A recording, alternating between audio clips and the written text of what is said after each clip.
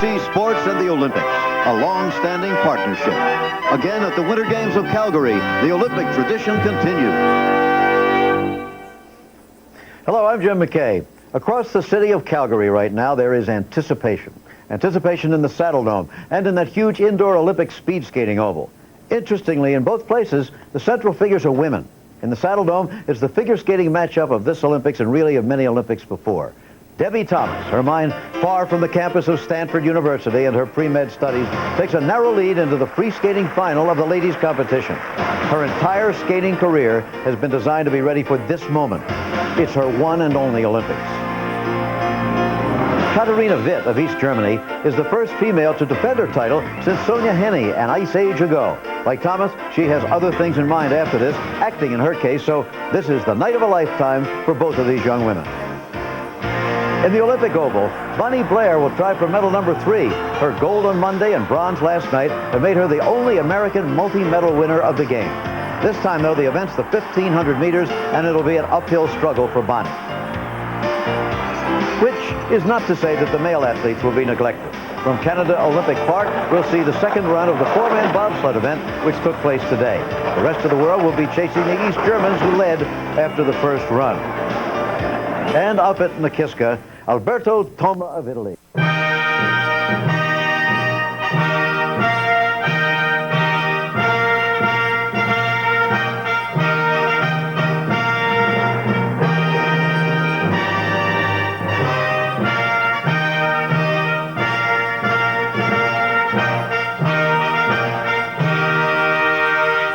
The 15th Olympic Winter Games. Brought to you by Mercury, the shape you want to be in. Apple Computer, maker of Macintosh personal computers, giving you the power to be your best. Visa, the official credit card and traveler's check of the 1988 Olympic Winter Games. And Gatorade Thirst Quencher. Gatorade is thirst aid for that deep down body thirst. George de la Pena is guest dancer and choreographer with the American Ballet Theater most of the time. But for many months now, he's been working in a cold ice rink with Debi Thomas, the American who tonight will be trying to go for the gold medal in ladies figure skating. She had one lesson with the great Mikhail Baryshnikov, and it was Baryshnikov who then suggested and got George de la Pena to work with her. It all was arranged in the beginning by Aya Zanova, the former world champion. George is with us in our interview studio now. George, how would you assess the progress that Debi Thomas has made from when you started with her on the artistic side? Oh, the jump has been extraordinary. She's opened up and become the most wonderful performer. It seems also, though, just from looking at her from my inexpert eye, you have worked a lot with hand positions and all the graceful parts of this sport. She had the athleticism all along, right? Well, yes, that she did, but I have to tell you, I didn't work on the hands. The hands came out of the emotional work that we did. So basically what you're seeing is very spontaneous. It's not choreographed. But you work with the head then, not just with the body. Well, when you're feeling the right things, your head seems to go in the right place. You know, this afternoon, Alex McGowan, who obviously, and on camera, was very displeased with her artistic impression marks the other night, said, well, I don't know, if she's good enough for Baryshnikov, why isn't she good enough to the judges? What did you think of those marks?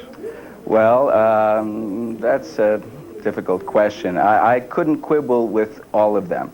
I thought they were a bit low, although the program itself, unfortunately, I didn't have time to get to that short program. So the tones of the piece were all genuine and fantastic, but it could have had more color, in my opinion. Final quick question. Did you have any suggestions for her before tonight's performance? Oh, gosh, just be herself. Okay. Thank you very much, George. Appreciate your joining us. George de la Pena of the American Ballet Theater. The competition already underway in ladies figure skating. We'll be back after this word and the ABC News Brief, local station's word.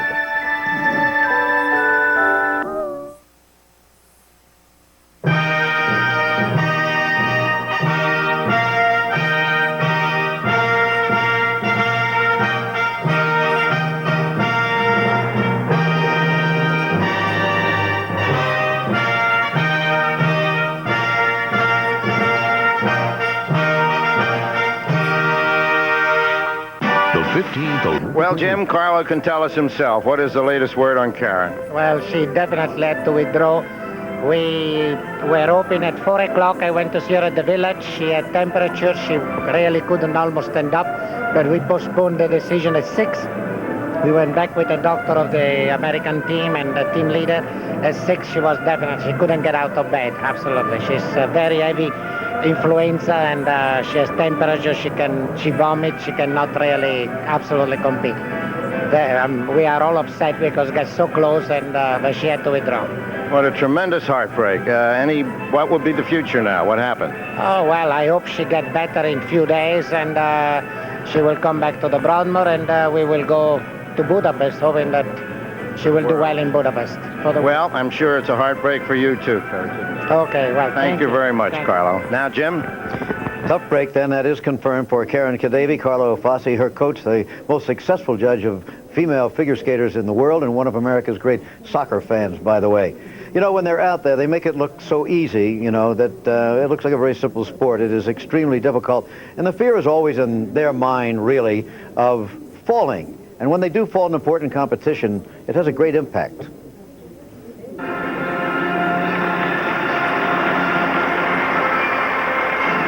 And another fall. Near disaster has struck Janet Lynn in the World Championships.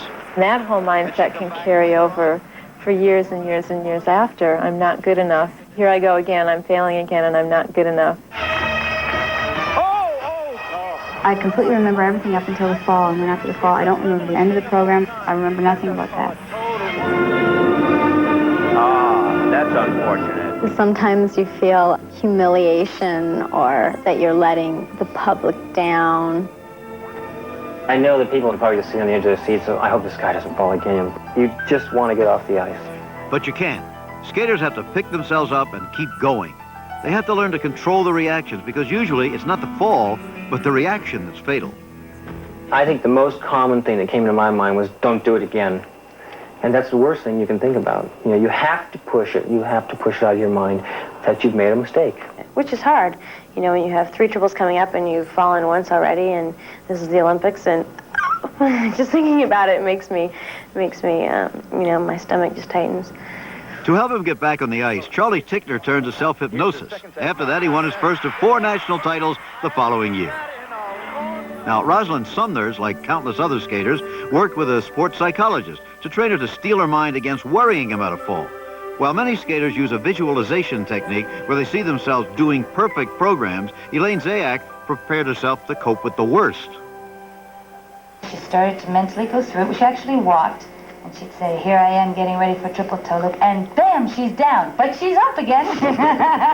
A skater's reaction is frequently determined by their mindset going in. In the 1972 Olympics, Janet Lynn was our gold medal hopeful, and she was skating beautifully until... But to everyone's amazement, she got up smiling, and because she didn't let it disrupt her, she was able to win the free skating portion of the competition. But a year later at the World Championships, her first double axel. And 30 seconds later, another double axel. And another fall. I wanted to run off the ice and cry in the bathroom. And why the difference? In the 72 Olympics, Janet's positive reaction stemmed from a deep personal belief. A very religious person, she felt God had given her talent, and she wanted to show his love while skating. If I had that attitude, it didn't bother me to fall because God loves us even when we fail and even when we fall. The other side of that is that if I tried to go onto the ice and beat someone, then I started being afraid of falling. Which is exactly what happened in 1973. In 1982, Elaine Zayak entered the national championships in Indianapolis as the champion. In the space of 4 minutes, she fell 3 times. She was still reliving these falls a month later at the World Championships. Up at her hotel room, just hours before her performance, the hysterical Elaine told her coaches, I'm not going to skate. Why? Total fear. Remembering what had happened in Indianapolis. She said that she had gone for years and never missed. And now she knew she could miss. And she felt that she would miss again. And she just couldn't go through it. She said, if you love me, you will not make me do this. I said, I love you. We're going to try one more time. How did they get Elaine on the ice that day?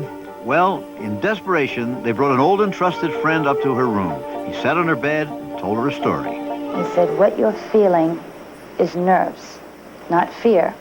When I go to a restaurant and I order a very expensive meal and I have $100 in my pocket, I'm nervous. I'm not fearful. I'm fearful when I go to the restaurant and I have no money in my pocket and I order a big dinner. I don't have the capability of paying anything. He said, you have the $100. He said, you see, you have the capability. Tonight, you will do your best. It may not be enough, but you will not embarrass yourself. He said, you have the ability. And then the little girl looked at him, dried her tears, put on her makeup, went out to the rink, and became the champion of the world. So falls beget falls. Let's hope we see none of them tonight. On the ice now, live at the championships, Charlene Wong.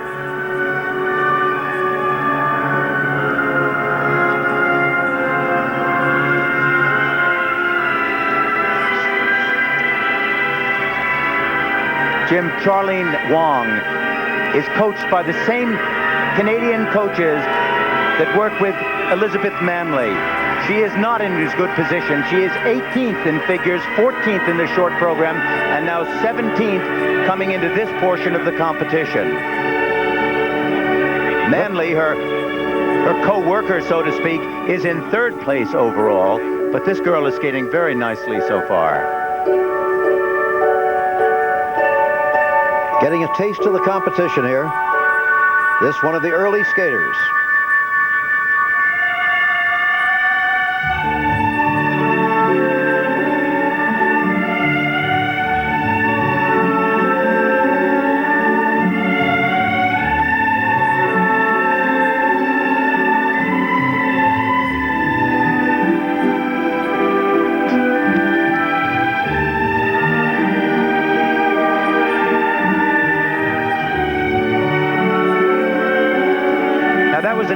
Example of one of the triple jumps here that she did quite unusually. She fulfilled the jump. She did not fall down on it, but she had a 3-turn at the end of it. In other words, she completed the revolution on the ice. That was something that was quite usual 30 years ago, but you very seldom see it today, and you seldom see it in a triple jump.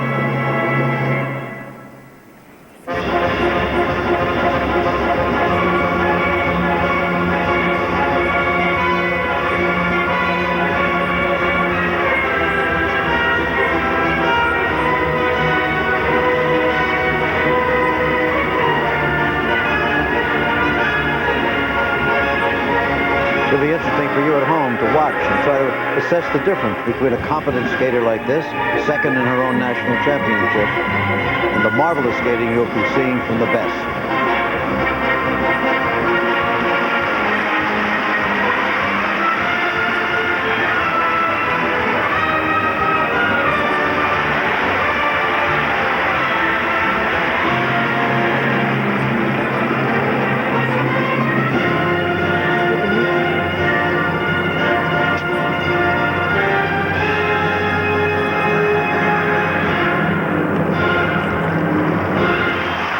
Charlene Wong of Canada.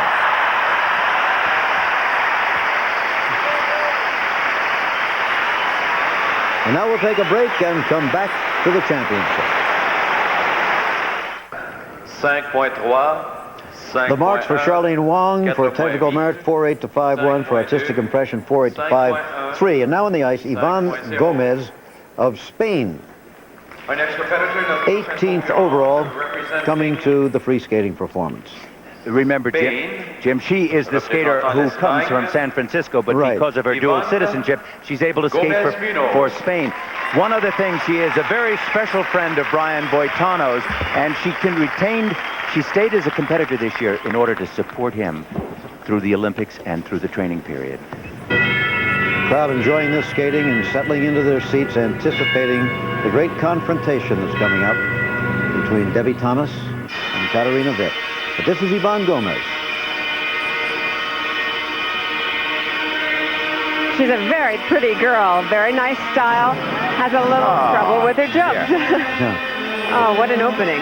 That was beautifully landed, too, until that last.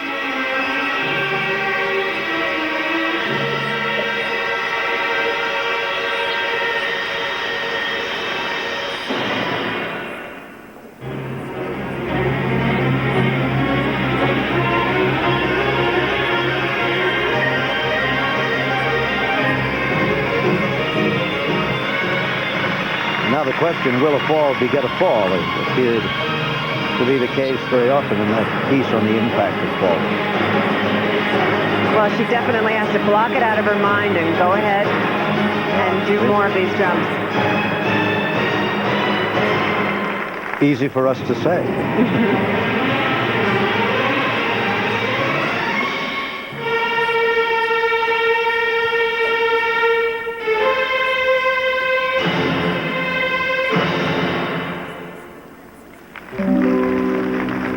Although she is from San Francisco, her connection with Spain is not really too distant. Her parents are both from Bilbao on the northern coast. She spends her summers in Spain, speaks the language fluently.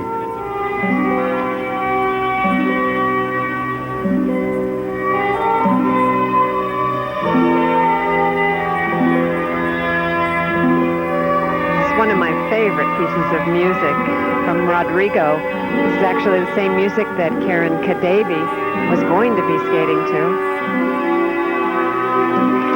A lot of Spanish flavor in the music this year.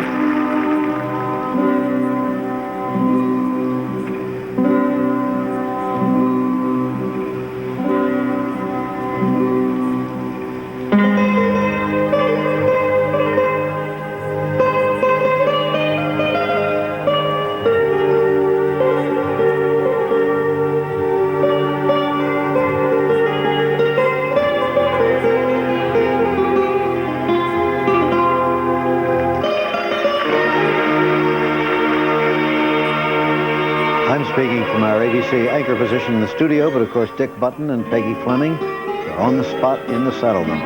And incidentally, Jim, she's a straight A student and the only other pupil of Linda Lever's besides Brian Boitano. Wants to be a sports psychologist, right?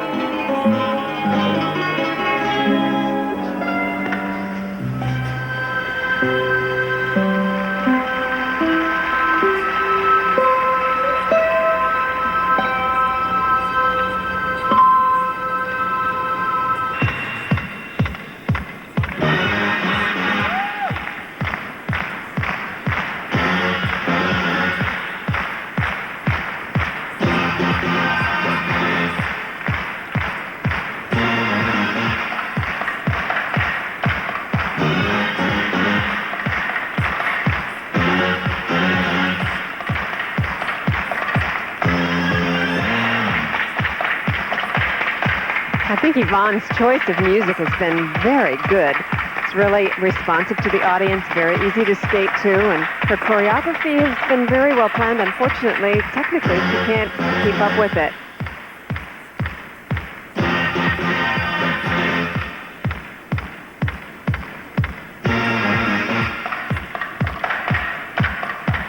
Maybe as a psychologist, she could one day end up as a member of the staff in the sports medicine clinic that Debi Thomas hopes to start. Right. After she becomes a doctor. Now that was nice that she had planned a double axel at the very end, went right through with it, went ahead and attacked it, and that was nice, despite the falls and the left out jumps in the earlier part of the program. Very attractive girl. Yvonne Gomez. I also suspect you'll see Brian Boitano somewhere close beside the edge of the ring. Okay. The Spaniard from San Francisco. We will be back in just a minute. Well, there's the arena as the marks are being read out for technical merit for Yvonne Gomez.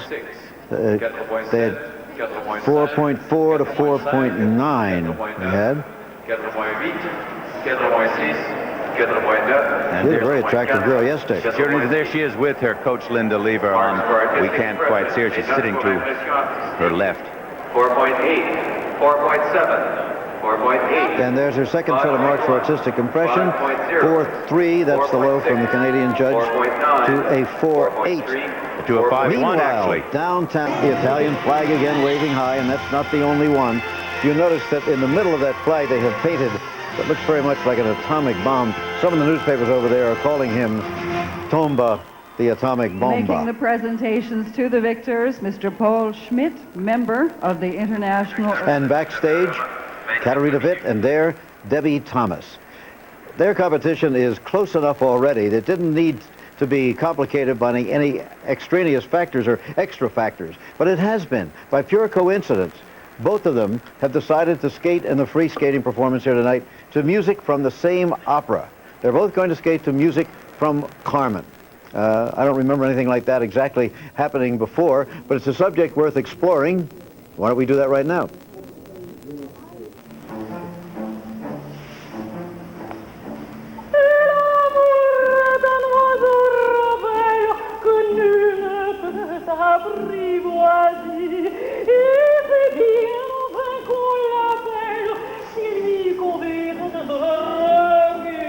It's the story of a seductive and defiant charmer who loves men only until they love her. Then she throws them away. One day, a rejected suitor kills her, and the story ends.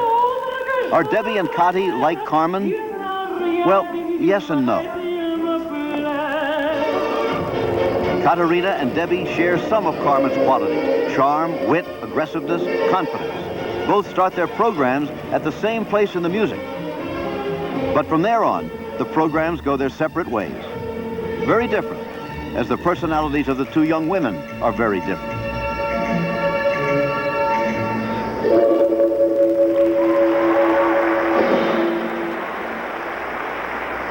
We see a new Debi this season, a more graceful, artistic one, partly due to instruction by ballet dancer George de la Pena and to a private session with the great Mikhail Baryshnikov himself. He mainly helped me just because he was there. But, you know, just the fact of, this is Baryshnikov, you know, you get inspired and you get excited about it. And he's the one that suggested I work with George, and George just makes me feel things that I just never thought I could feel before. Carmen was is, you know, mythologically an extremely bawdy woman. I mean, she's sort of the no holds barred, no limits, outrageous, kind of loaded with the joy of life. So I'd say to her, yeah, really enjoy it. Each of these two young women decided independently to skate to the music of Carmen. Katarina told us how she sees the character. I really like the Carmen music and the story of this woman, but that she loves one man and she's together with another man. But I can't do this on the ice, yeah. Debi the athlete, Debi, who once described herself in a single word as invincible, is still very much a part of the new Debi. Her Carmen ends not with a whimper, but with a pose that seems to shout, "I'm a winner." Katarina hews more closely to the storyline. Her Carmen dies like a wilted flower, melting into the ice in one final tragic move.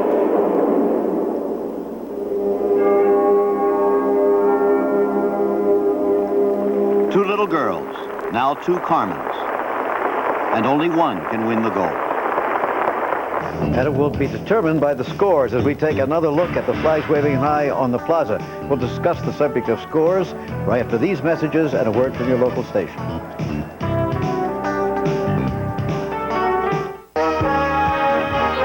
We're in Calgary for the Winter Olympics, and ABC's coverage continues. Once again, here's Jim McKay. Well, we're back again, and they're remaking the ice in the arena at this moment. It'll all be determined in the end, of course, by scores. Perhaps, and probably, you don't always agree with the judges' scores. Neither do the skaters or their coaches sometimes. Remember Debi Thomas and her coach Alex McGowan after her marks in the short program the other night. There were the marks. Technical merit, quite good. But on the marks for presentation, Debi was unhappy, but Coach Alex McGowan was absolutely disgusted, as you could see. But how do the judges turn those marks into placements? Dick Button explains. This is what a judge's scoring sheet looks like. After the first skater, the judge fills in the marks. First, he gives a basic mark for the overall technical quality of the moves, and then he deducts for errors, and thereby arrives at the technical merit mark. Then he gives the artistic impression and totals the two marks. 6-0 is a perfect mark. The skater with the highest total gets a first place, known as an ordinal, and so on down the line. Now, skater number 2 and number 3 have the same total. When there is a tie in the totals, the higher technical merit mark breaks the tie. It is possible for a judge to give the same marks for technical merit and artistic impression. That judge then ties the skaters. Remember, it's how a judge ranks the skaters from the totals that counts, not one judge's mark compared to the other judges as we've seen them. It's okay to be high or low as long as you're consistent. Trouble occurs with inconsistency. And the scores, of course, are the products of the judges. And we wondered who these people are, how they get there, and that sort of thing. Why don't we consider that subject as we move along toward that confrontation tonight. Here are the second set of marks. These that you can see are 5.9s, 5.8s, but except for judge number 7, which is a 5.5. That judge is just being questioned by the man in the center, who is the president of the United States Figure Skating Association. Now, we've seen these conferences many times through the years. But who are these people? Where do they come from? Do they know what they're doing? Why do they have conferences? How do they learn their job? Well, many of them are former skaters, others just people who love the sport and want to be involved. They have the same ambition as a man who wants to be a baseball umpire or a football referee. They begin as trial judges, like the young people you see here. They judge competitions, but their marks don't count. Their marks are, however, compared with those of the official trial judges. Just as skaters climb up from the competitive ladder, so do the judges, from the local, novice to the national senior level. Review committees evaluate their records and promote those considered qualified to the next level. It can take thousands of hours volunteered over 8 to 12 years to become a world or Olympic judge. They also have to pass an exam and attend a judges' school run by the International Skating Union, which is the governing body of the sport. This system of having these schools and to have these examinations is just trying to overcome the ignorance or the incompetence of the judges. Which can be a problem, particularly with judges from countries that just don't know very much about skating. We're now trying to make sure that people from all countries are looking at things from the same perspective. Even after reaching the world level, judges are required to participate in these schools to keep up with the latest developments in the sport. Usually we only see 4 or 5 skaters on TV, but there may be as many as 25 of them competing. You become almost starry-eyed. You watch so many programs. Now, each judge has to keep track of every spin, every jump, and how well it's performed by every skater. So they have a sheet with columns for each element. However, you can't look away for too long while you're taking those notes. It's a problem. When a competition is over, the judges will not be able to just turn in their marks and go home. They'll all meet with the referee and discuss the scoring. If they're questioned, well, those notes will be very important. If you have had a deviation, you must be prepared to defend your position.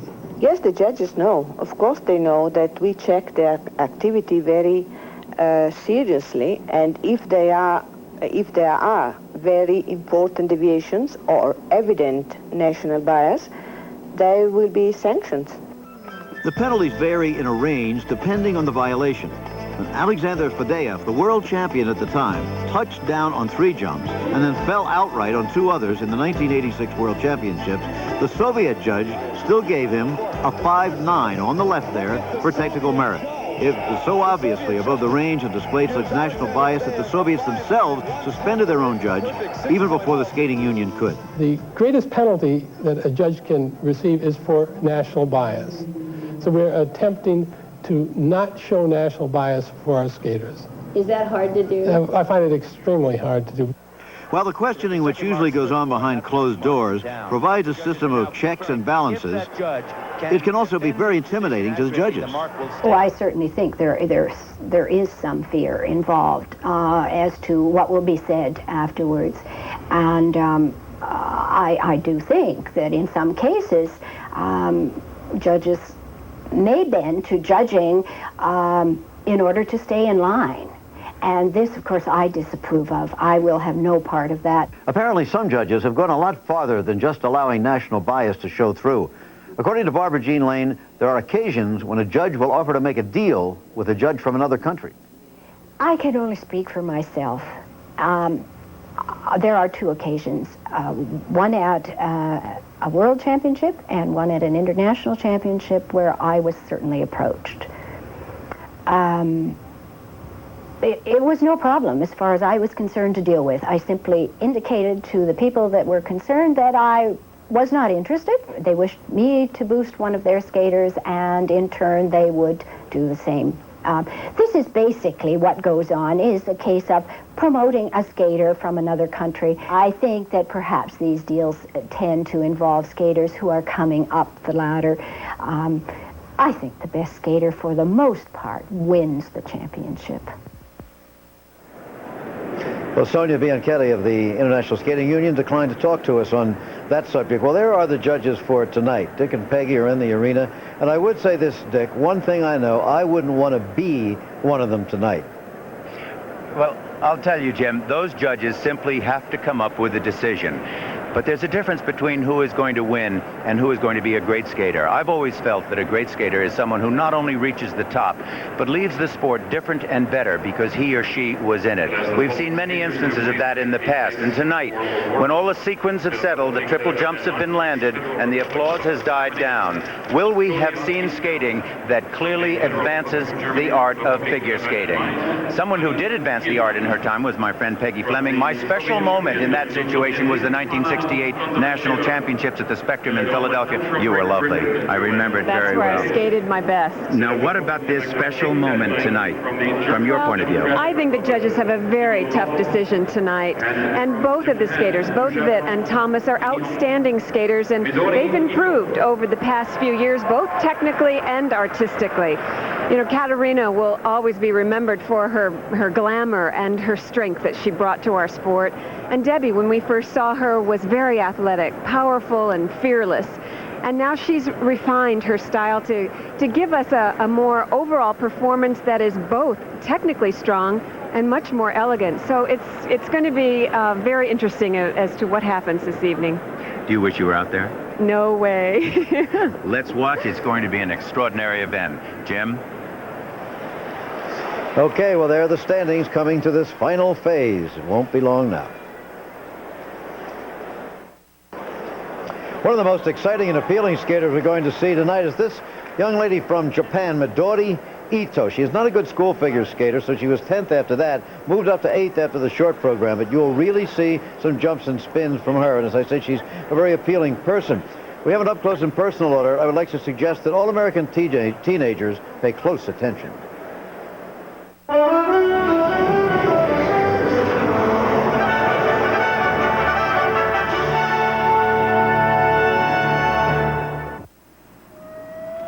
This is where Midori Ito's day begins at 6 a.m. She got up at 5, and now it's time to practice compulsory figures. Not everyone's idea of a swinging good time at any hour. But figures are her weakness, so the practice is intense. But at 7:30, a quick change of clothes and pace. It's time to go to school. Now, Tokai High isn't your basic American high school. First, it's for girls only. Second, they all wear uniforms. Third, they all attend mid-morning assembly for inspirational speeches and prayers. Fourth, and most different, they don't walk to class. They run. 3 o'clock in the afternoon. School's over, and Midori takes just a minute to feed the pigeons before continuing her totally structured day by stopping off at a Buddhist shrine. It's time now for prayer and reflection. Midori goes through the ritual as her ancestors did centuries ago.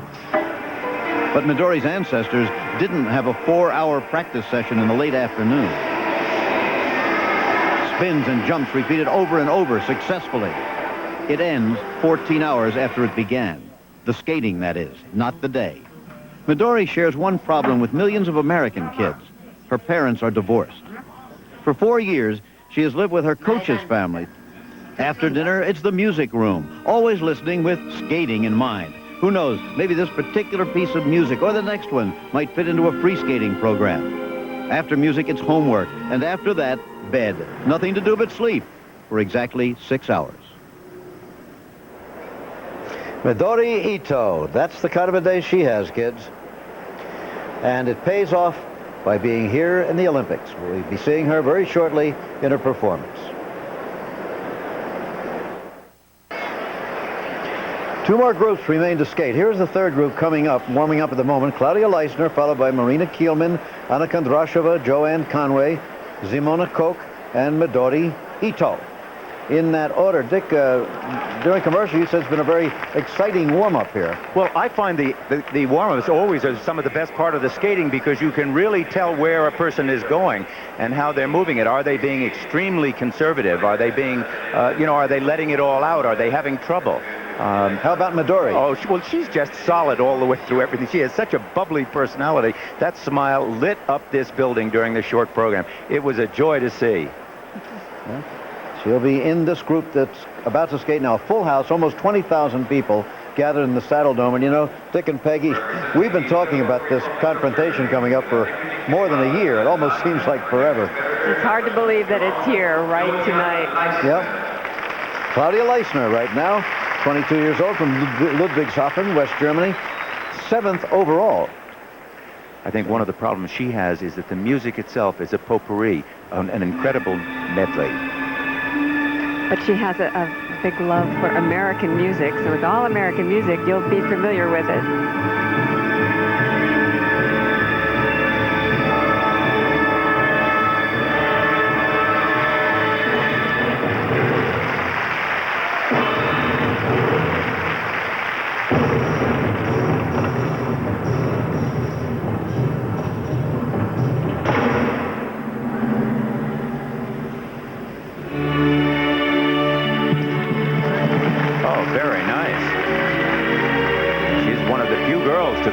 Triple flip in this.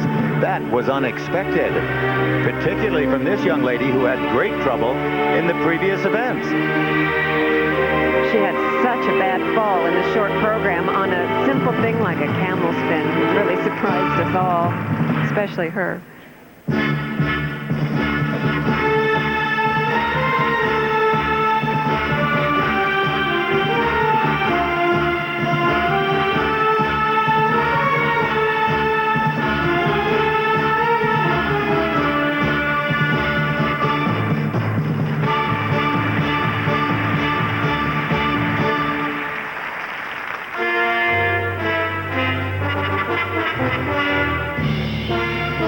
Years ago, Claudia won a silver medal in the World Championships, but since then, it just hasn't happened, has it? She's essentially not the most powerful or dynamic or fast free skater, and that's always held her back.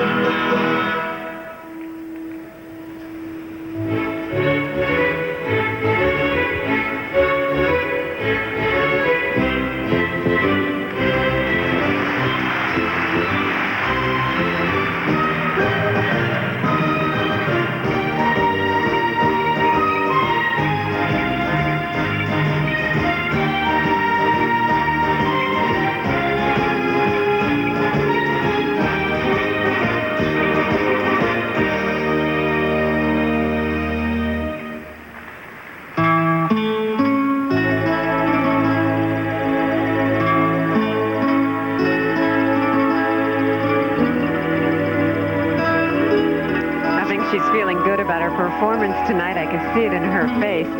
Her coach, Andre Nepla, told me the other day that she is really a very shy girl when it comes to skating out here on the ice and projecting to the audience. But when she's off the ice, she's just like everyone else. She's very shy.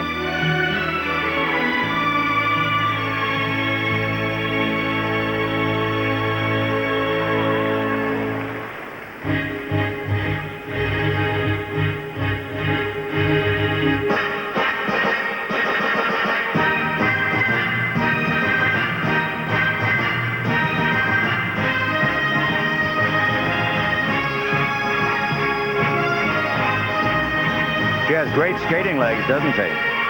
Long and lean and wonderful for doing these triple jumps. Well, she's 5'7". That's a big girl for skating. Well, she was a good high jumper. She did a real nice job. Good high jumper in junior high school. Probably helped too. Claudia Leistner.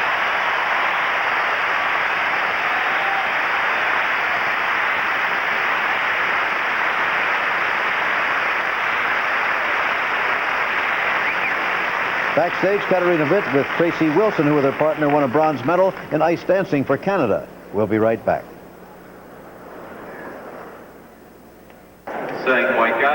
There are the technical merit marks for Claudia Leistner. Quite good, 5'4" to 5'7". The perfect mark, of course, is 6.0. Coach Andrei Nepola there was a three-time world champion representing Czechoslovakia. 5.6. Statistic impression? 5.4. 5.2 to 5.6. 5.5. 5.5. 5.6. Certainly a little generous when one considers who has yet to skate. That's true. Well, now here's another West German skater, Marina Kielmann from Dortmund. 11th overall as she comes to this performance, as you see. And she has elected also to skate to Carmen tonight. I think that means she's sort of skating in the fast lane here. Well, it's such skatable music. People have used this over the years quite a lot. But you're really asking for comparison when you do that. Well, this young woman surprised herself by placing second in her national championships in Germany. It was only decided on the last day that she'd come to Calgary.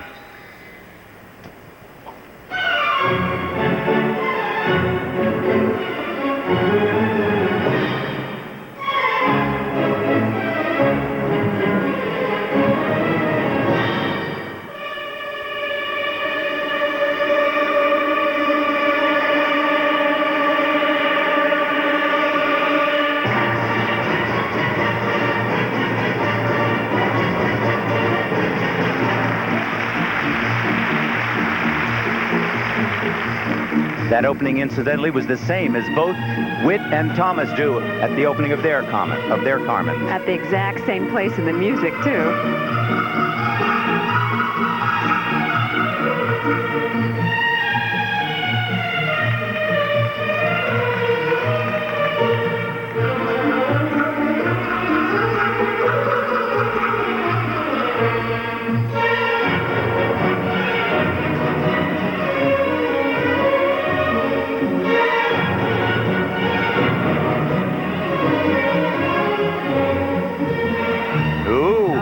There was a perfect example of the entrance to the jump.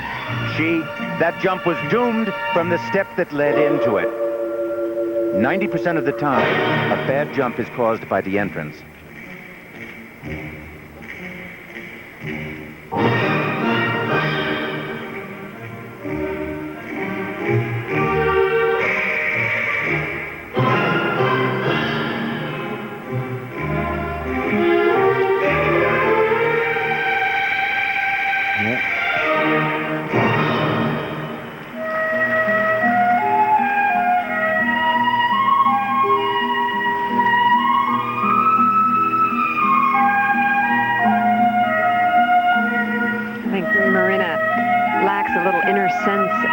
Music to really express it and make these moves more definite.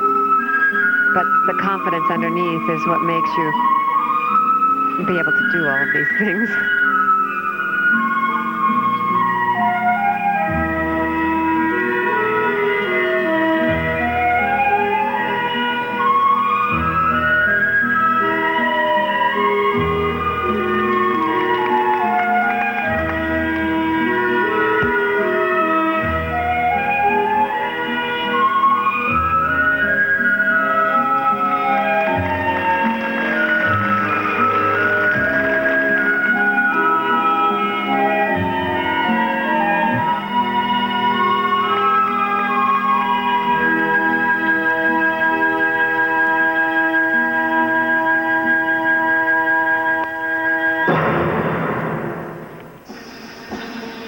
Marina trains on roller skates in the summertime, I would assume partly because of the fact that ice rinks just aren't as available in Europe as they are in the United States or Canada. Whoa!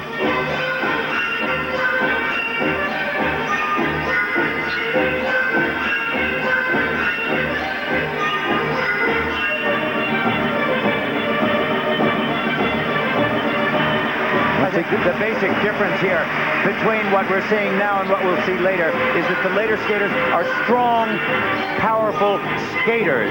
They move over the ice with surety and speed, and this girl is not.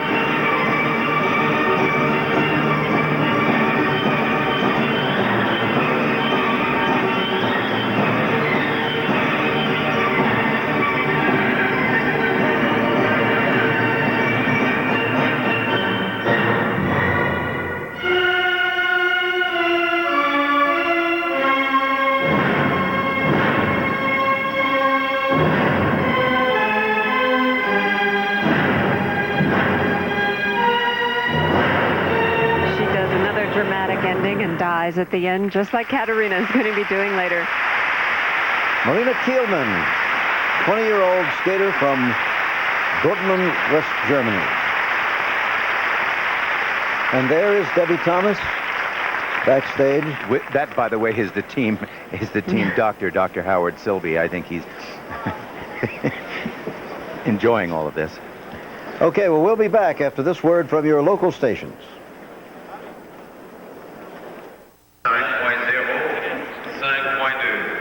There's the next skater, Anna Kondrashova of the Soviet Union. The mark for Marina Kielmann, the young woman who surprised herself by even being here. We're not so bad, 5-0 to 5-3 for technical merit. Artistic impression, they were all 5-0 to 5-3, except for a 4-7 from the American judge. Kondrashova here is 9th overall coming to the free skating. She was 5th 4 years ago at Sarajevo in the Olympics.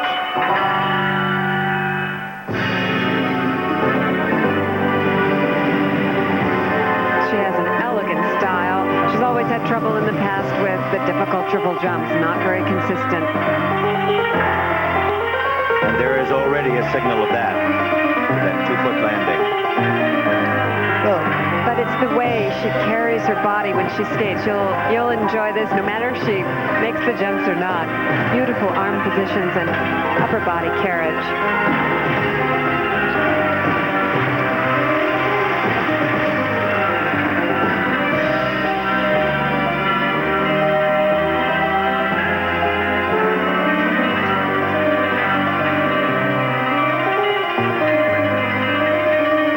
Strange, after the 5th in the Olympics 4 years ago, she won a silver medal in that year's World Championship, but she's been going backwards ever since. She's really, truly lovely and elegant and comes to this sport with a great deal of refinement. It's just that the technically demanding moves are difficult for her.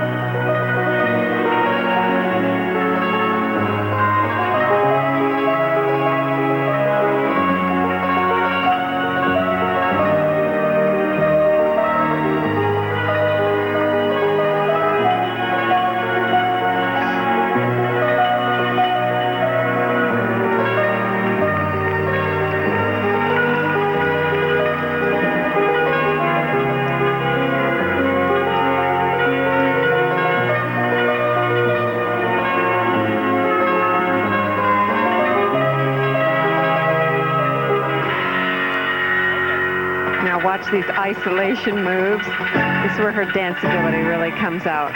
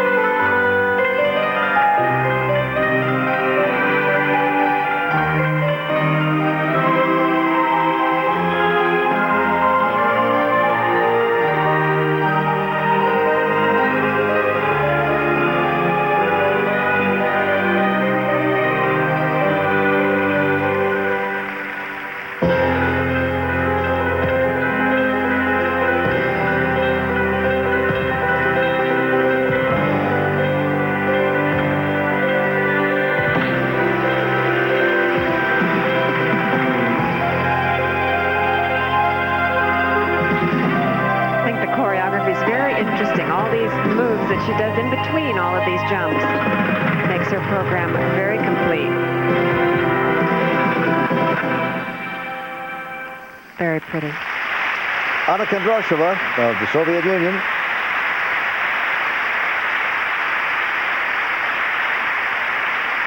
And there's Elizabeth Manley of Canada. Is she headed for a bronze medal? Well, that's her placing right now. A big night for her, for sure. 5.5. There are the technical merit marks for Anna Kondrashova of the Soviet Union, 5.0 to 5.6. 5.6.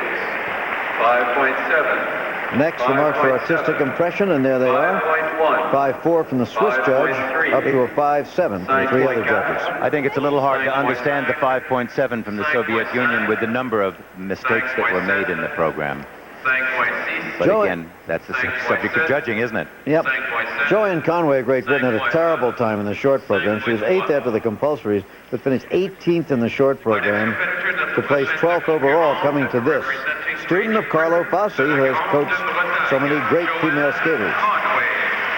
A week ago, she suffered a very, very serious injury to her to the back of her leg. The doctor said 3 weeks no skating. She said, "I'll give you 3 days."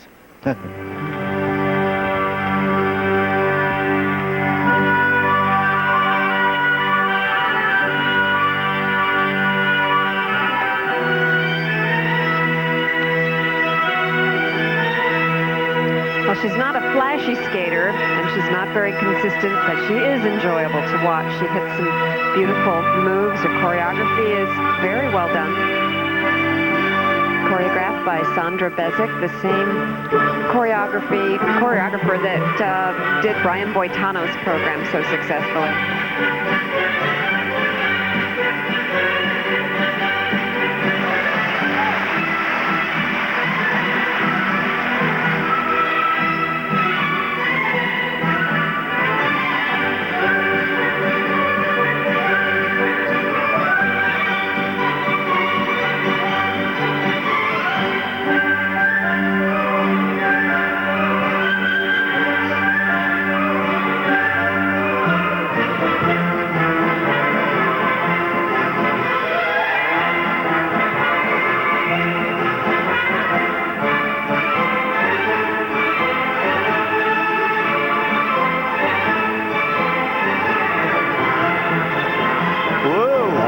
I'll tell you, this is the fourth problem that she's had in this program. She blew out of one jump combination, she missed the second one, eliminated the third, and then fell. And that's only in the first 2 minutes. Injury could be bothering her. She looks almost heavy-legged out there. The injury was to the back of her leg. Mm-hmm.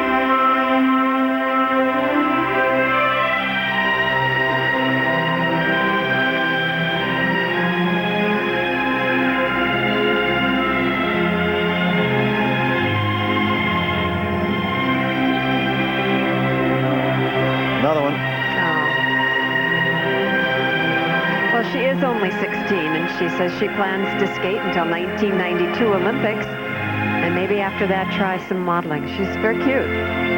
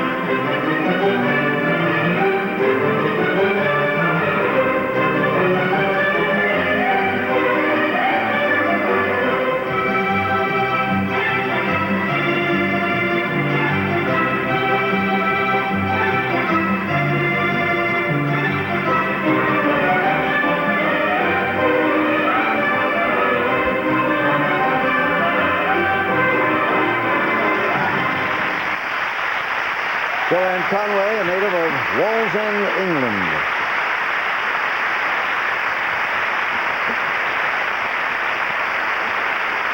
Still the crowd waits for the big confrontation. We'll have her marks in a minute. 5.0. There's a very disappointed Joanne Conway. She knew she didn't skate well with her coach Carlo Fassi. First set technical merit 4-5 to 5-1. Another set to come. 4.7. 4-6 from Great Britain, from her own country, which is the lowest mark, by the way, and a 5-0, the high mark. 5.0. That's sort of a reverse nationalism. Yes, that's right. Exactly. Simona Koch standing by from German Democratic Republic. That's East Germany. And that's her coach right there, Heidemarie Steiner-Walter. 10th overall from Dresden. This costume as it is, her music will be to Swan Lake. She's a lovely skater. She has beautiful body lines.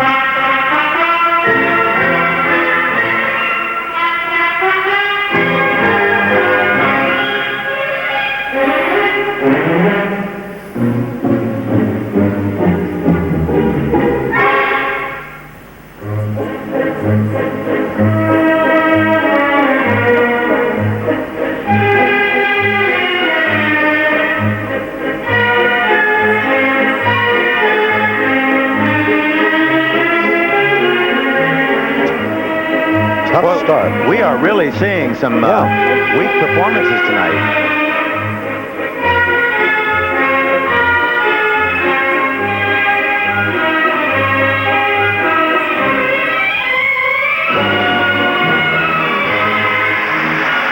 That should make her happy.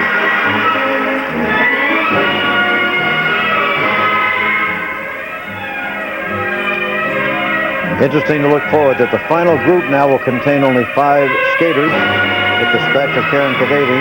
Katarina Witt will skate early. Debi Thomas will skate last.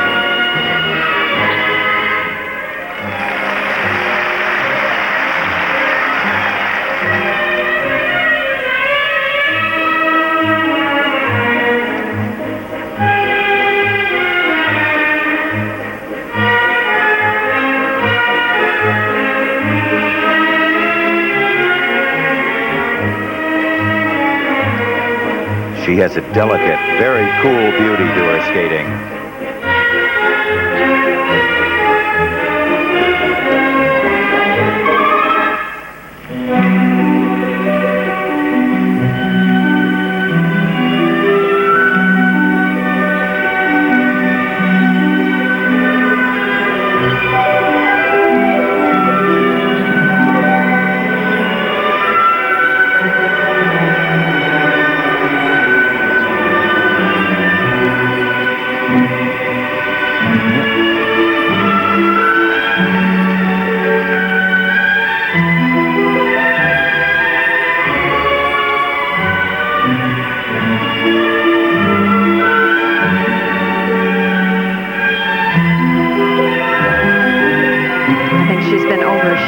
By Katarina Witt since 1985. She has been second to Katarina all those years. Maybe she's the next Katarina Witt out of East Germany.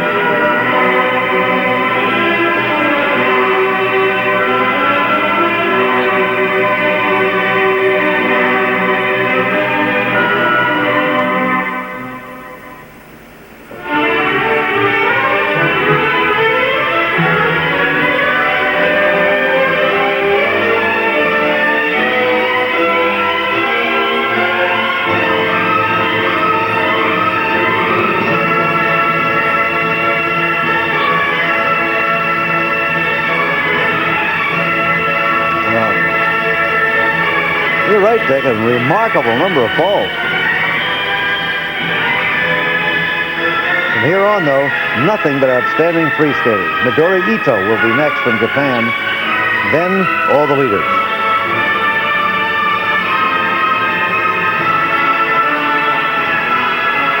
I think her program was filled with wonderful choreography. She just really lacks that command of the audience and really the command of herself out here, the confidence.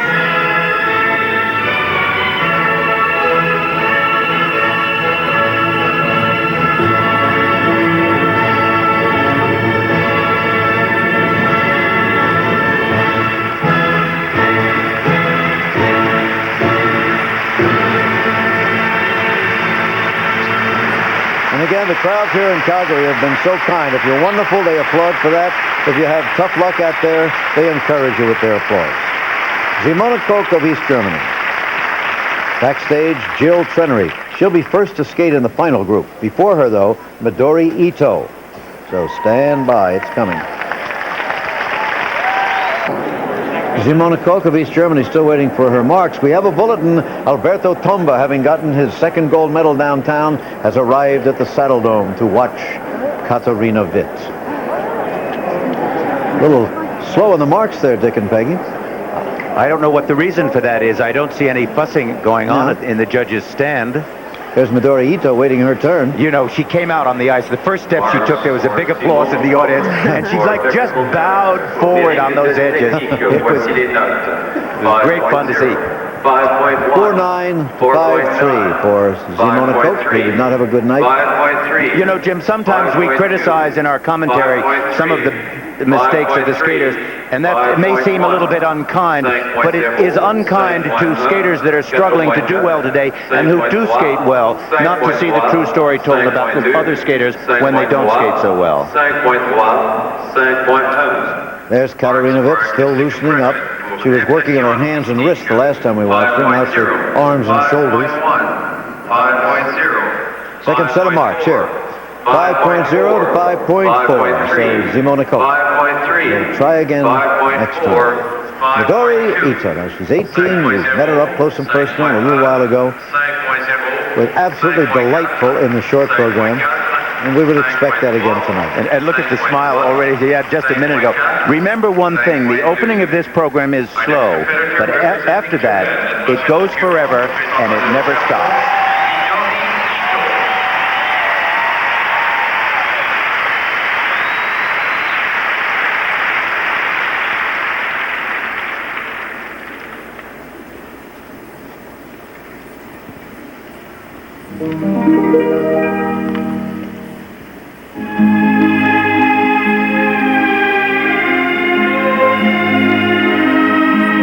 Position in the layback, nice speed.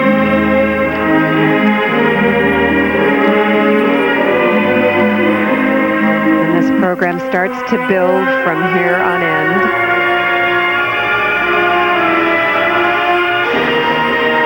Wow. Look at the height that she That was gets. the highest yet, I think. And look at the smile already on her face. She is adorable.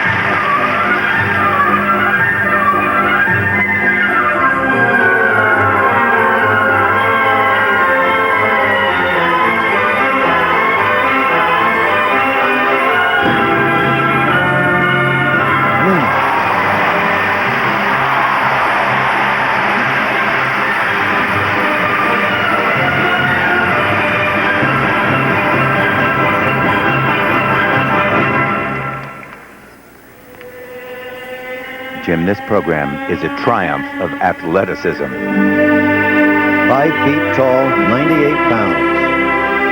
Full of talent. If sport and art are going to do battle in figure skating, in this program, athletics will win. I think she has such a wonderful charisma with this audience. She looks like, you know, she's just loving every moment out here.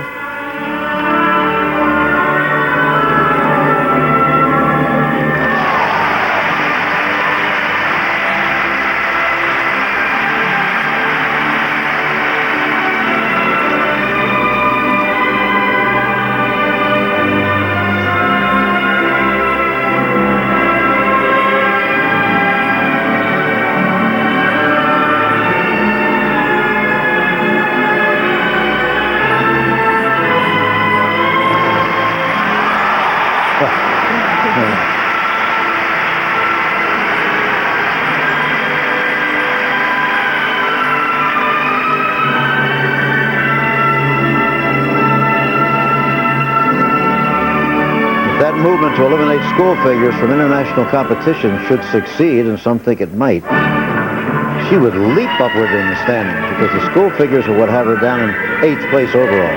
She was actually 4th in the short program. Jim, you simply must recognize this is an athletic program. The first thing judged is force. And look at that move. That was a flying system not seen in this competition by anybody else.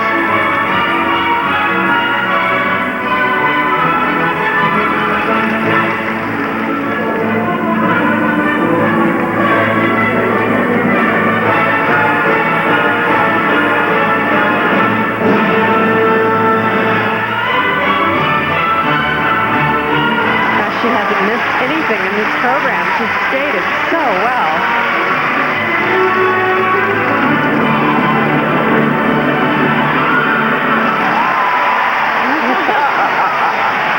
She's excited. And look at the spin. And listen to this. Standing up already. Listen to this.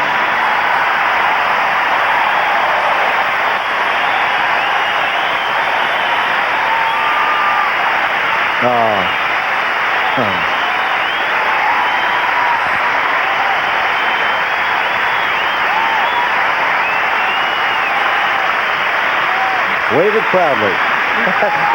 Look at her on the ice. She was just terrific. Down on her knees. The people are standing all the way up in the top rows. This is great.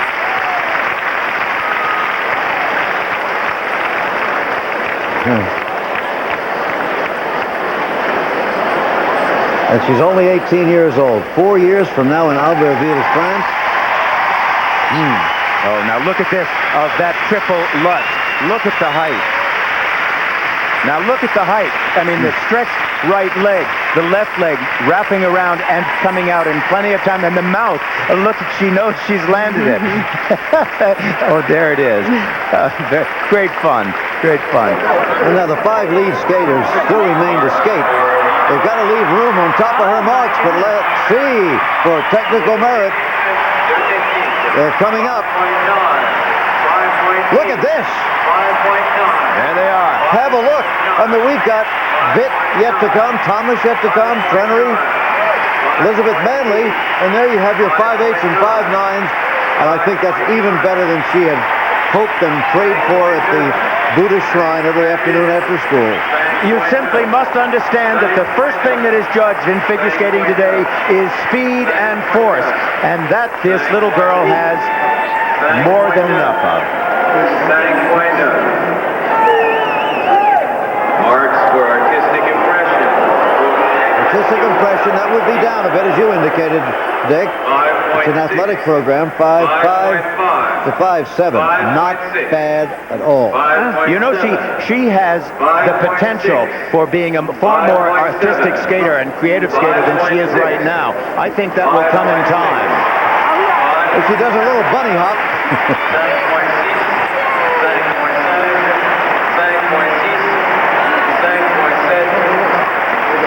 And now the final group moves out for a warm-up.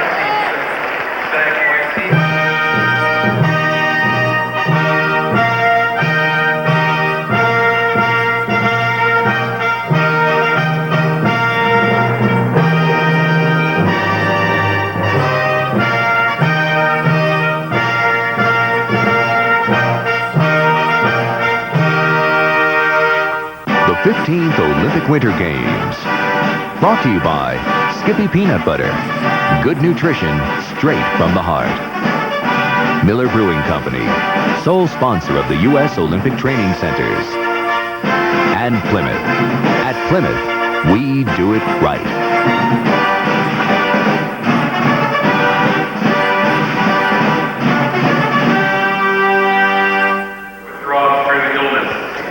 And now the crowd waiting. They're just hearing the news over the public address system that Caryn Kadavy has been scratched. Will not be competing tonight because of a high temperature and the flu. Here, Katarina Witt, defending Olympic champion, current world champion. She says this year is it for her. She's going to retire and become an actress. I think she's an actress already. For Carmen. I think you're right. And here, Debi Thomas, 20 years old. Katarina is 22. Debi will be returning to Stanford University next year, continue her pre-med studies. So this is the night Coach Alex McGowan looks on as we meet Debi up close and personal.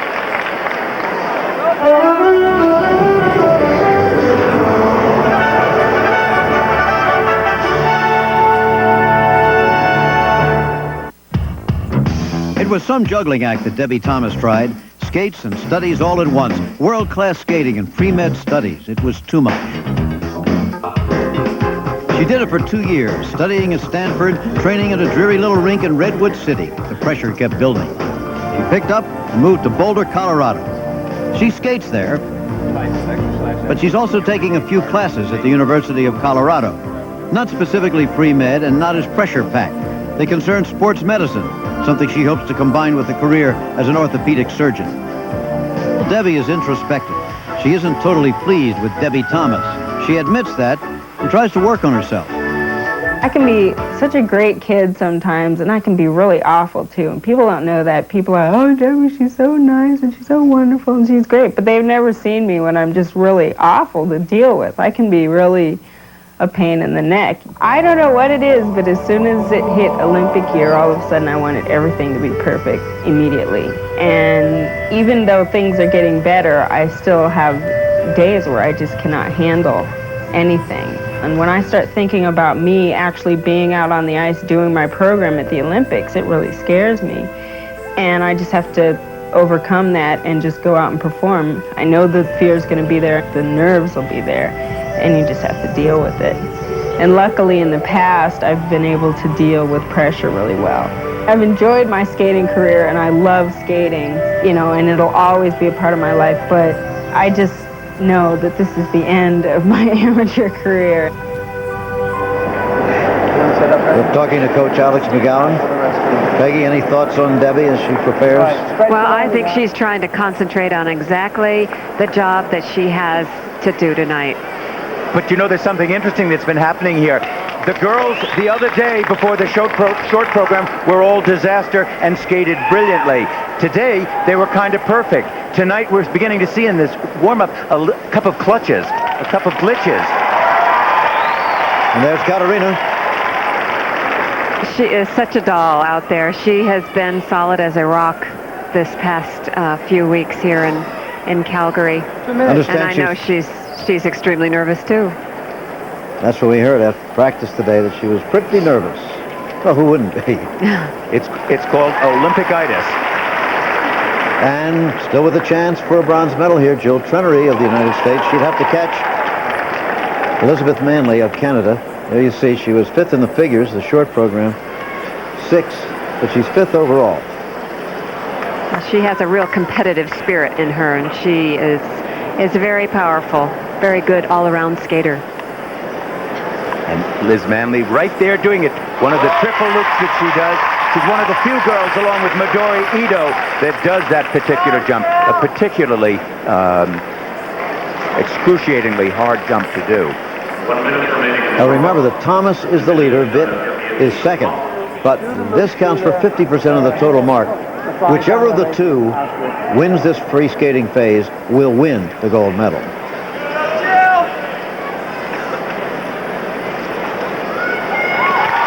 Are they aware of each other out there?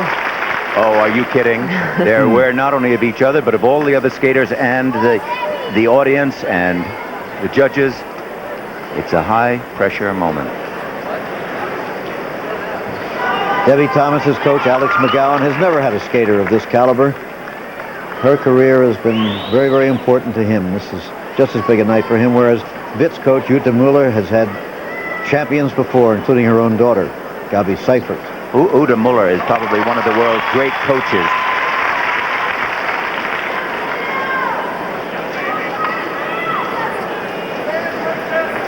Back in the old days of skating, maybe as many as 30, 40 years ago, teachers like Gustav Lucy had incredible numbers of skaters, one after the other. Today it is a far more fractured world.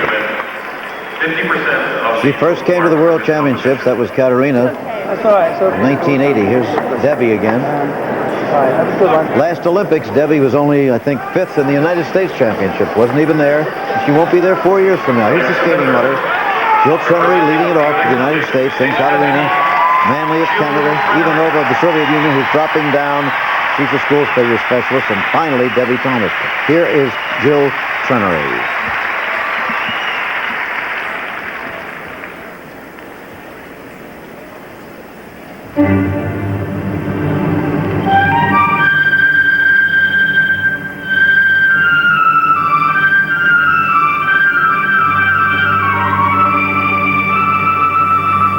Jill is a very complete skater. She finishes off every move she does. The hand positions and leg. Very nice. And something to watch for in the jumps that she does. She keeps her toes in a pointed position and very much together. Very pretty jumper.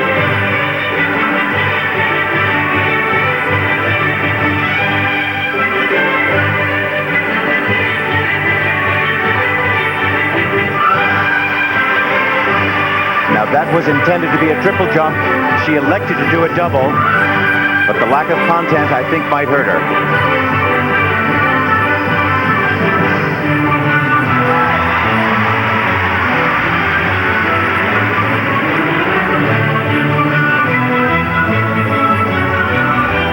I love this combination, the 1-foot axel into a triple sow cow.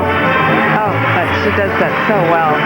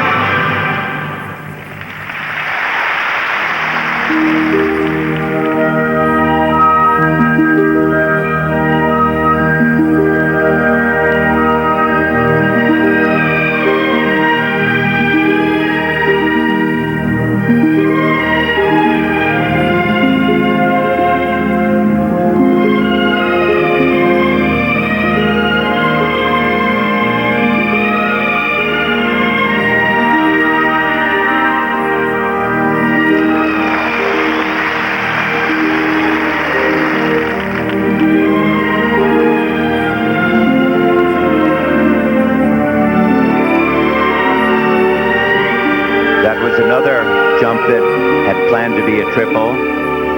She's playing it very conservatively.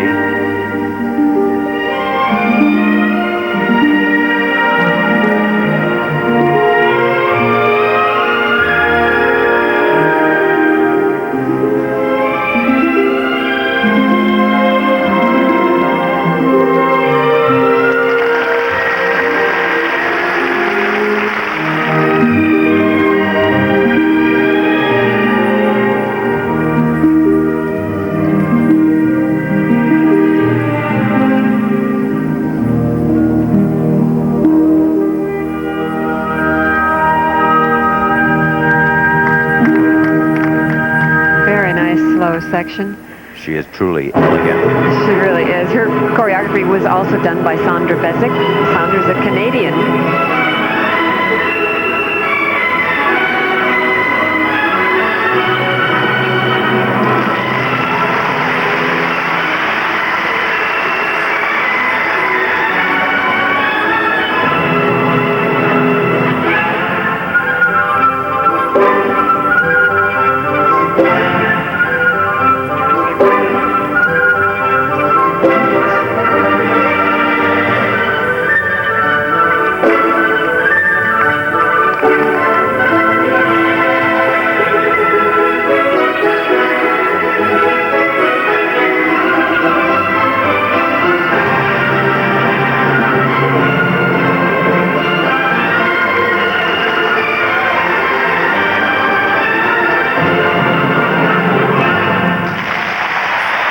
Trenery. You know, Jim, that was a beautiful program. She has elegance and style. There's a tag. But the content was not there. On many of the jumps, she took off she just reduced the numbers of rotations. I think the judges saw that. Here is one of her opening moves, the flip jump, 1, it's a double jump, as we saw. And there were several other triples that she had prepared that were reduced to doubles. It did not destroy our enjoyment of the show, but it certainly will hurt her on her technical merit mark. And there's her father. I think he's not too happy because he recognizes the difference. And I think she does too. Stand by. Marks for Jill. She doesn't look happy either. But you know, the beauty of this program was right there, and that is certainly something that has got to be remembered. It isn't just a triple jump competition. Unfortunately, all of us forget that too often.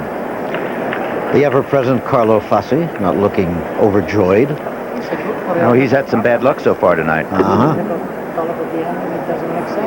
Next to come will be Katarina, and there she is. Marks for Jill Trenery for technical merit. 5.6, Here come the first set of marks. 5.4, 5.7. 5.7, 5.6. Nowhere near as good as little Midori Ito, for example. No, they're certainly in consideration of what some of the other skaters got. I think they're too low. But height and lowness is the question that we've been talking about all week. That's consistency. Artistic impression will be next. Jill's just 19. She could well be there 4 years from now. 5.6s, 5.7s, a 5.8 from Great Britain. Down to you, Peggy. Jill, you seem to have a little trouble with your triple jumps. You seem to hold back. What happened? Well, you know, I started off with the first one, and just I think I didn't have enough speed, and it's just getting to the point where it's a mental game, and it's really frustrating. But as far as the last one, I was tired, and you know, what do you do? I thought I held on with the rest pretty good, but it was not of my best performance. Well, you're a lovely skater. Good luck in the future. Well, Jill has taken the lead of those who have skated just ahead of Midori Ito, but here comes the champ.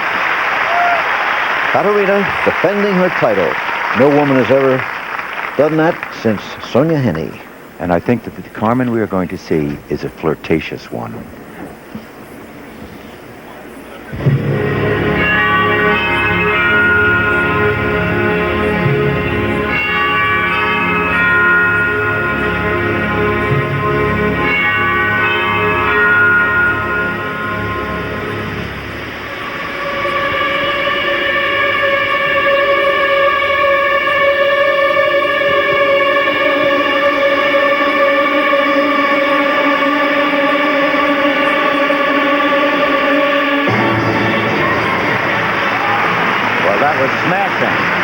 Solid opening.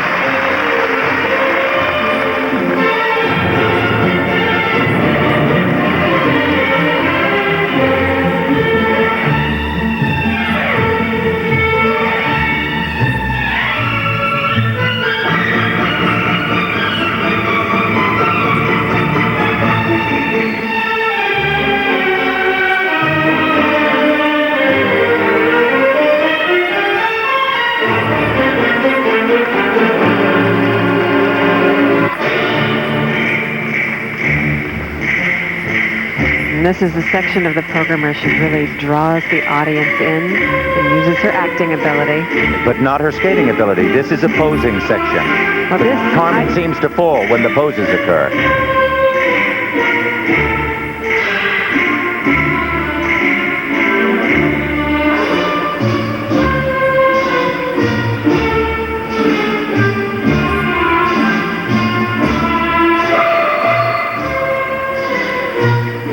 Does this program have the content that you would expect Debi's will have? Absolutely. Well, it does in a different way. I think she has the same content, but right in here, A minute and 16 seconds will go by where she hasn't done any difficult jumps or any difficult spins, so it's giving her a second wind. She really gets a chance to really act out and draw that audience in.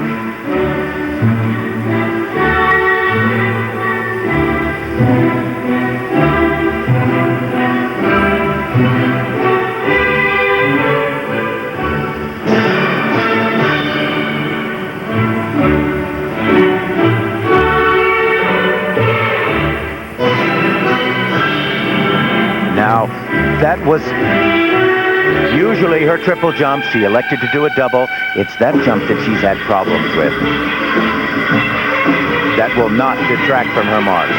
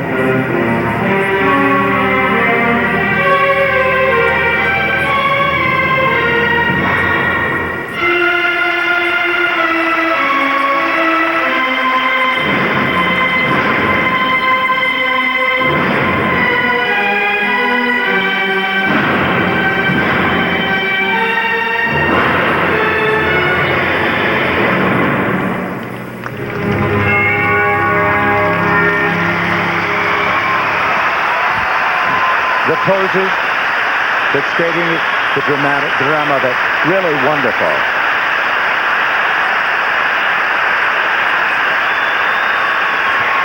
Alberto Tomba, the admirer of Katarina Witt.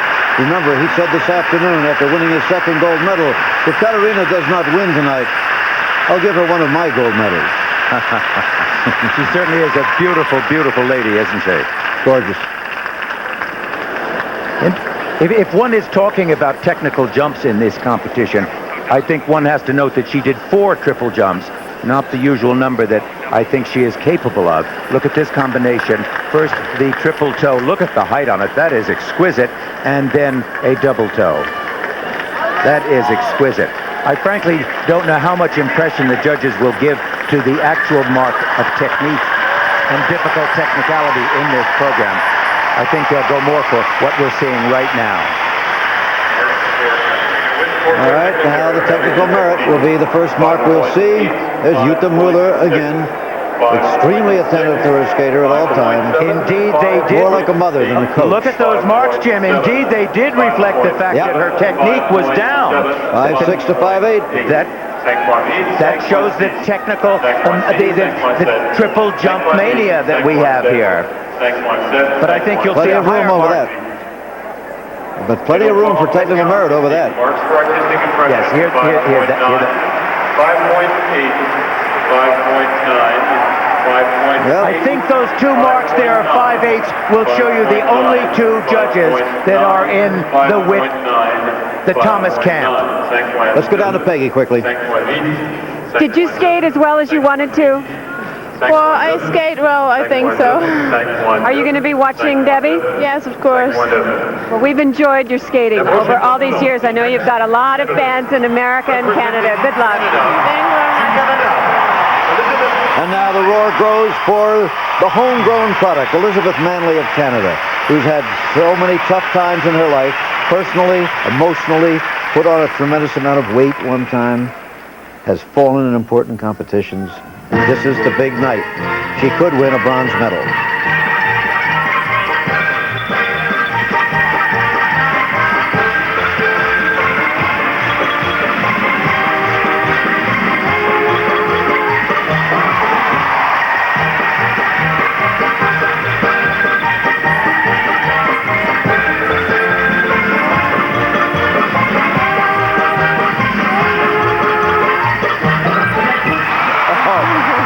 Set tight on that.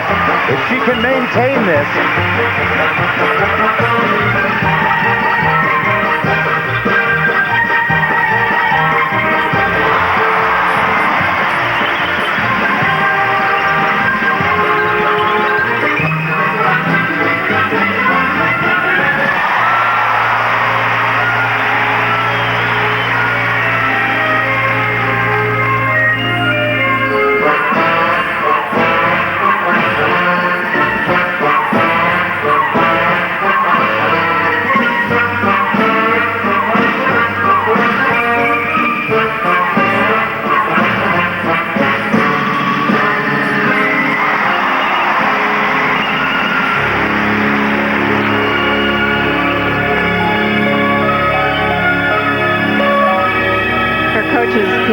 Sonia told me she selected the music because it's all of her favorite music that she's skated to over the years.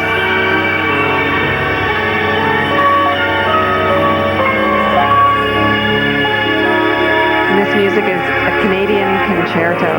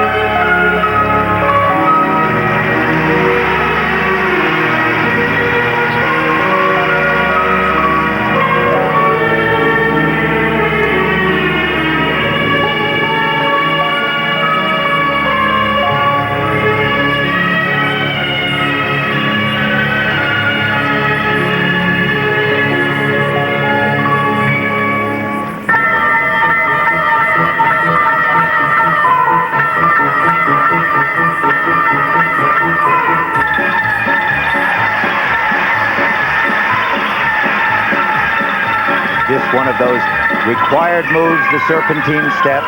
She is fleet, fast, and a dynamo.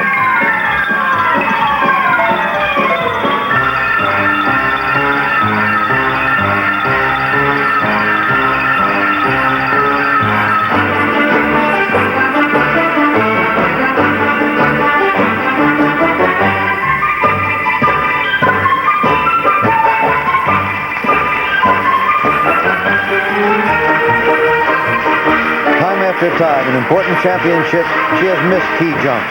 She is so solid tonight. Well, she also works with a sports psychologist, Peter Jensen, and worked with Brian Orser. Seems to be working for her.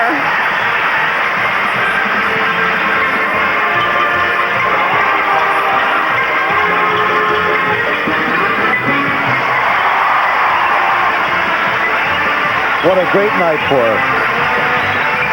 What a wonderful thing in your home country.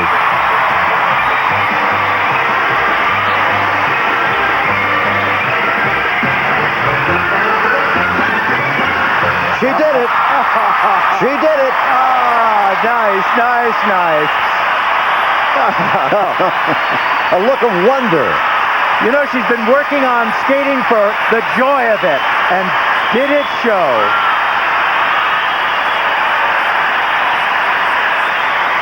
There's her mother. At one point, she had moved away from her mother. That was when she was having, there's little Gordieva. She hasn't missed a minute of any skating competition since she won the pairs.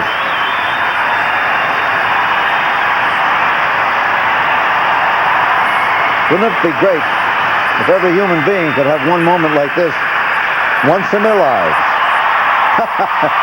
A Calgary hat.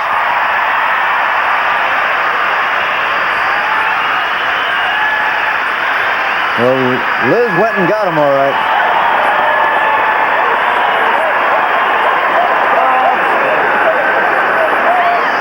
And there she is with her coach, Sonia Klopfer-Dunfield, a U.S. champion from the early 50s, and her coach, Peter Dunfield. Oh, nice. Right on, Liz.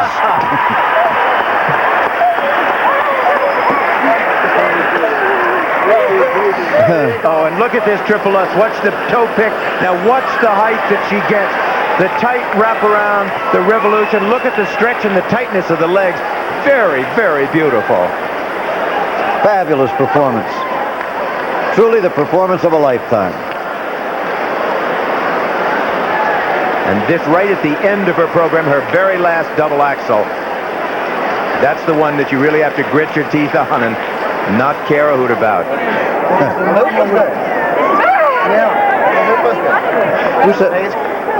Who said figure skating was a quiet sport? There's Debi. She still has to wait. She's the last to skate. Look at this, from 5.7 to 5.9. Wow. 5.9, 5.9, 5.7, So, 5.8, 5.9.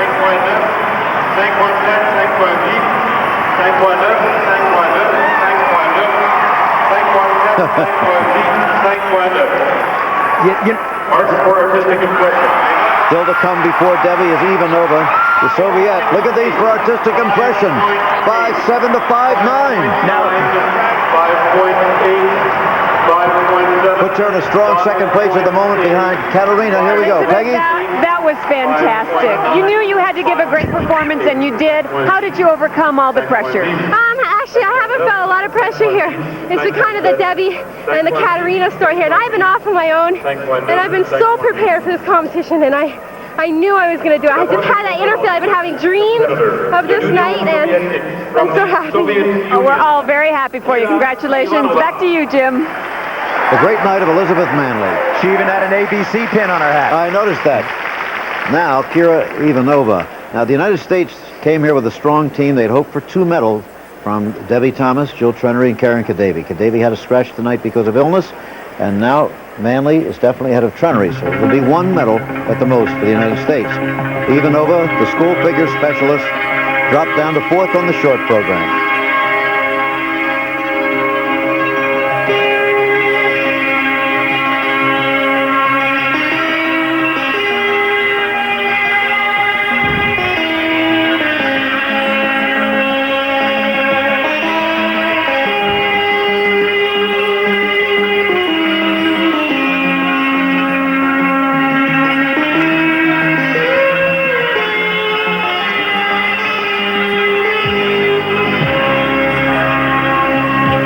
It's interesting, Dick and Peggy, that on tonight's free skating performance, so far, Elizabeth Manley has had 6 first-place votes. Katarina Witt had 2. Well, the door looks like it's opening, I think. I think there's a very interesting story developing in those marks, because those first-place positions are going to affect this whole system when it's finished. Yep. I think we might see something quite different.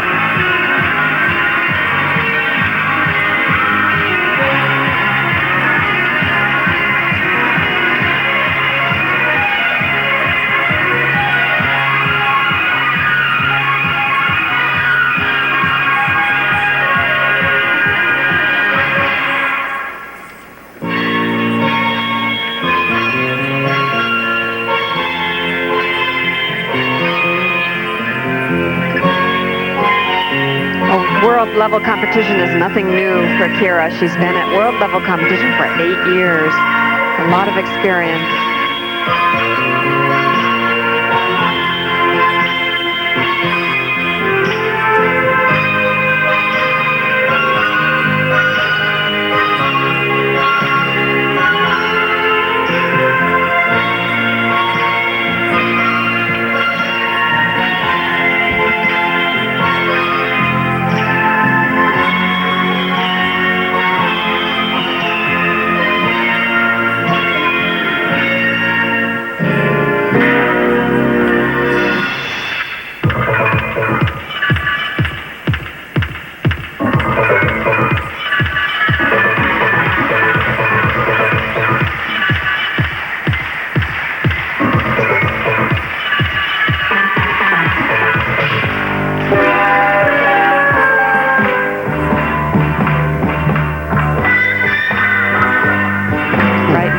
Judges. Look at him real close.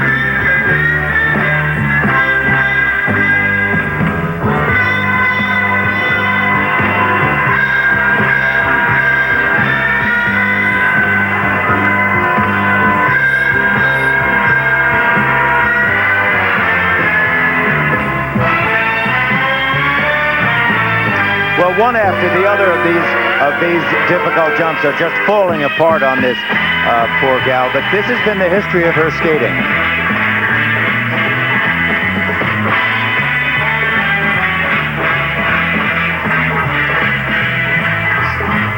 Well, I think along with the lack of the jumps, I think the choreography really lacks interest, I think, from one jump to the next. If there is choreography, you can't see it. Yeah, that's right.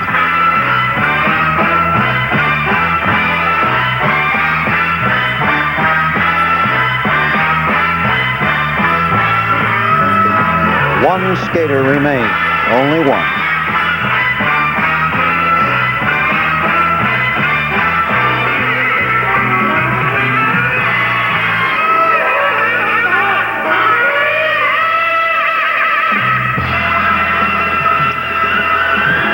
Kira Ivanova, Soviet Union.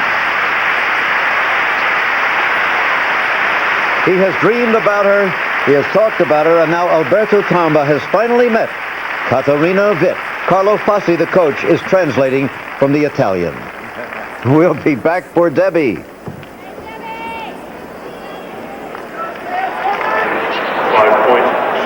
4.5, 4.7, 5.4. Technical merit marks for Kira Ivanova, 4.5. The American judge to a 5.4. And the Soviet, the East German, and the Japanese judge. She may drop down another place. And still Debi waits. You know, there's something very interesting about the marking. It's really quite strange because I see 5 first places for Manley, but she's still in second place. She has 6, I believe, Dick, and 2 for Witt. That's for free skating tonight. I see. Well, my monitor is not quite clear on that. That's okay. But there's an awful lot of first places in Manley's card at this point. Do the program. I know you can do this. We've been together. The next competitor from the United States, Debi Thomas. Your moment, do it. That's what he said. Ivanova, by the way, it dropped all the way down to 6. So this is it. It's time to compare Carmen's.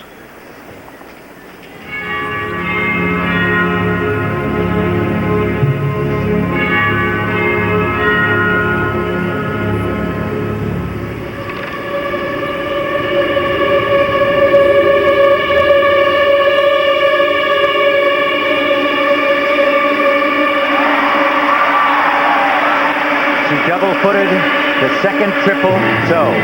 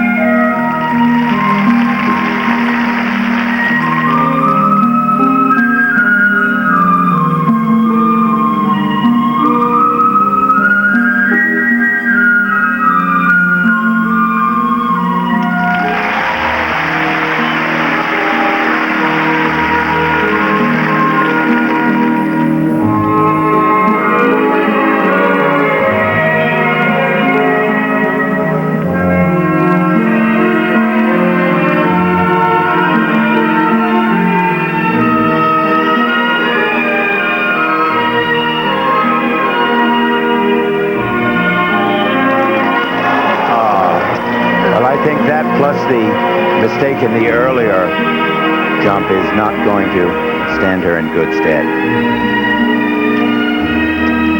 Gorgeous layback spin, no? She's been playing it very conservatively. She had a slight sort of hold in the warm-up period.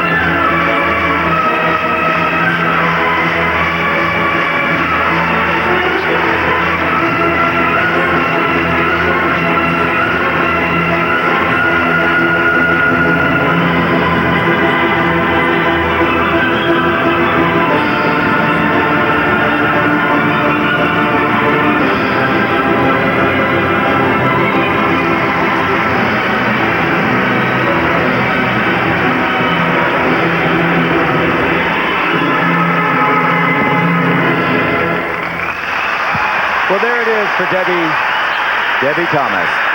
Not her best moment. Perhaps the only skaters who skated to the utmost of their ability tonight were Midori Ito and Elizabeth Manley. She knows it. However, and you know, it's really going to be interesting to see how the marks come out. She could even lose the silver medal here.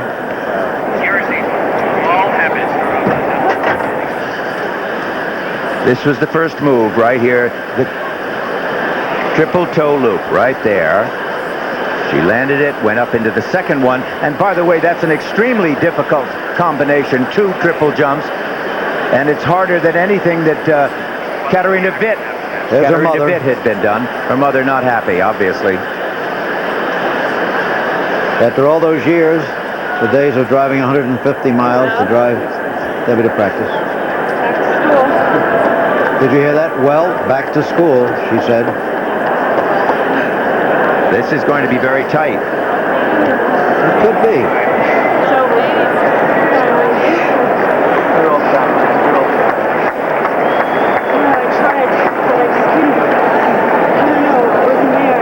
First jump, I think we need to put a lot of marks for Debi Thomas for technical merit. Technique. 5.5 to 5.7. That's where she should have been stronger 5.7, 5.7 than Witt if she was going to win. One would think. 5.6, 5.6, 5.6. 5.7, 5.5, 5.6, 5.6. Marks for artistic impression. Now for artistic impression, Katarina Witt has won. Elizabeth Manley is second. Debi Thomas will have the bronze medal. 5.6, 5.7, Peggy? 5.7, 5.7, 5.7. Debi, this audience was really with you tonight. What was going through your head? Did that miss on that first triple, did that throw you? I don't know, I didn't feel over my feet tonight. It was a long, long wait. It was hard to stay psyched up for the whole thing, and I'm not going to make any excuses. I was really skating well this week, and I just, you know, it wasn't supposed to happen, I guess. But I tried. Will you skate in the next Olympics? No way. Well, it's a tough night. We all love you. But I'm still alive, and, you know, I can get on with my life, and I'll be fine. I think she'll be fine, all right. And there's Elizabeth. She just found out that she's won the silver medal in the Olympic Games. There's Johnny Esau, an old friend of ours for CTV, the Canadian network. Silver medal, what a performance for her. What a great night for Elizabeth Manley. Night of disappointment for Debi Thomas because there'll be no more Olympics for her. She has other things to do. Now the carpet's being rolled out for the awards, but it's Katarina Witt, the gold medalist for the second time in a row, then Manley, and then Thomas.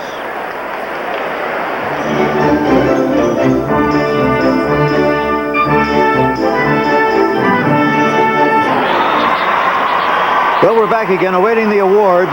Dick and Peggy, what did you think? How would you sum it up? Well, I've got to tell you that certainly as far as I am concerned, I'm reminded that the International Skating Union calls this the ladies' event. These ladies, when they do those triple jumps, are sleek, tough, and very competitive. But you know something? No matter whether we call them the new style of triple jump ladies, or whether we call them the old style, or whether we call them ladies or women, it doesn't seem to matter. They're wonderful athletically, and when they give it to us, they're truly enchanting. And even when they're not so good, they're still wonderful. Well, it is such tough pressure, and we all felt so bad for Debi. We all wanted her to do so well. She really rallied on the short program, but the long program there was just tremendous pressure, and it's hard. It's very difficult. And wasn't it exciting for Elizabeth Manley? What a moment when a young lady like that finally puts the act together, and it's this moment that she does it in. Yes. She did it because she said, she got back to the original thing that skating is all about. She said, I did it for enjoyment. Yes. I wanted to skate. I love to skate. I did it for enjoyment. And that's the name of the game in figure skating. Well, there is Elizabeth. It's the first time in 5 years that Katarina Witt has lost the free skating phase of her performance. She lost it to Liz Manley tonight. Of course, Witt the overall winner, Manley the silver medal. There's the winner. Can Alberto Tomba be far behind?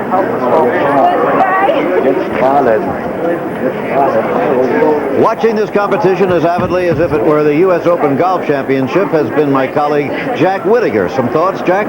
Well, we're all a little limp, Jim, as I'm sure you are. There was nervous energy hanging around here tonight before this challenge of the Carmens began, and it was sitting in the aisles like an obese dinner guest that wouldn't go home.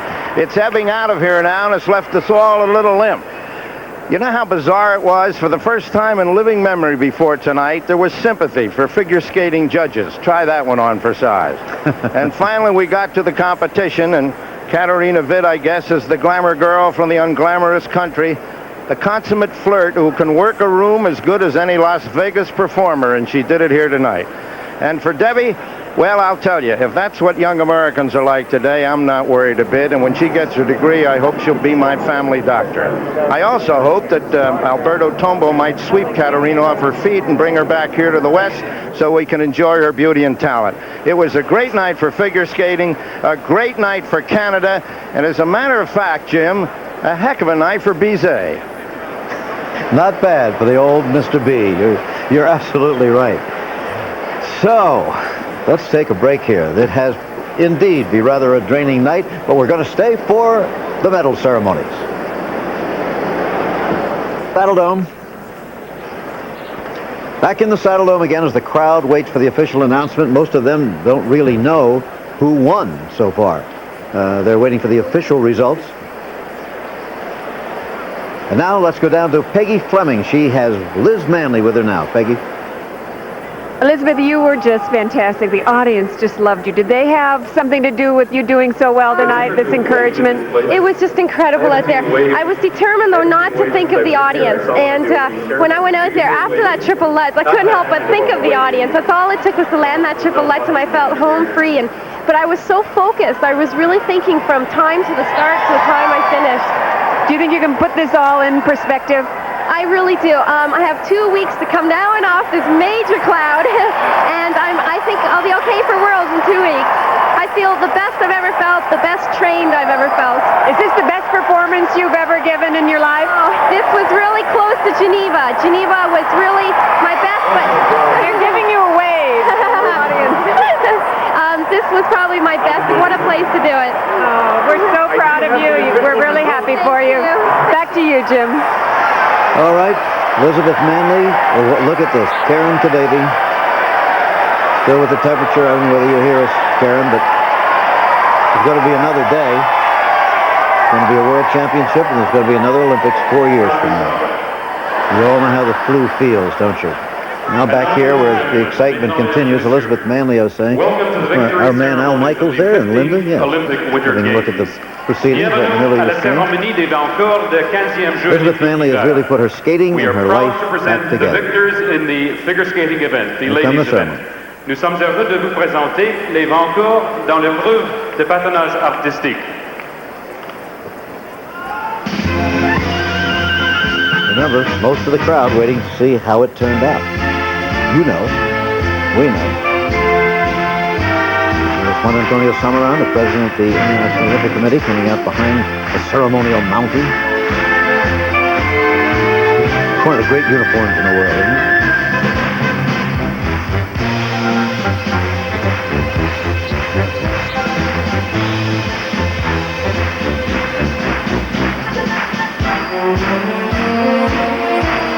Samaran tomorrow night will be participating in the closing ceremony, which you'll be seeing live.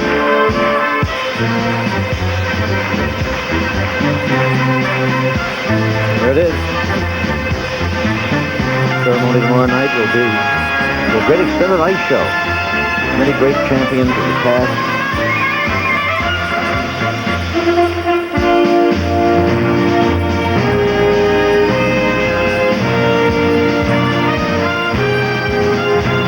the uniforms here. It's been beautiful. The opening ceremony. You'll see the ones at the close tomorrow night. Well, there she is, awaiting the moment. 2 in a row.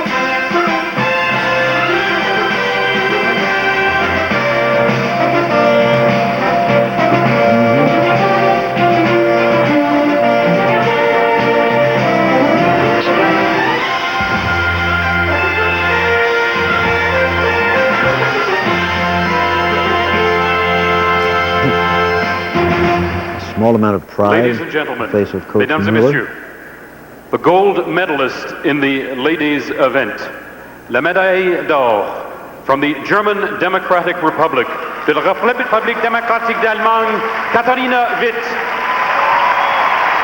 And now they know.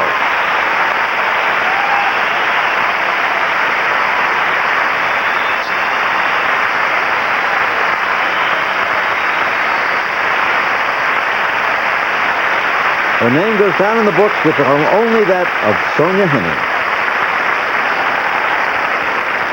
Sonia participated in her first Olympics when she was 11, and she finished last.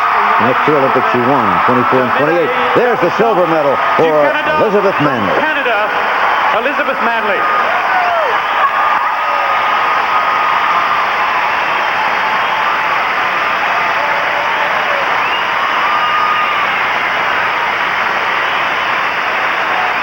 And they're on their feet again.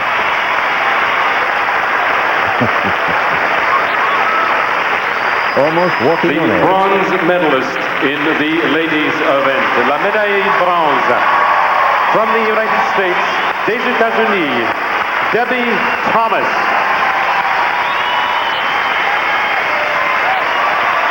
Well, that ovation should help a little. And a bronze medal in the Olympics isn't something you hide in the closet. Ladies and gentlemen, mesdames et messieurs, His Excellency Juan Antonio Samaranch, President of the International Olympic Committee, Son Excellence Juan Antonio Samaranch, Président du Comité International Olympique, will present the medals to the victors, remettre les médailles aux vainqueurs. To be a busy man 4 years from now when the Summer Olympics are in his hometown of Barcelona. But now, a ceremonial function, the gold medal.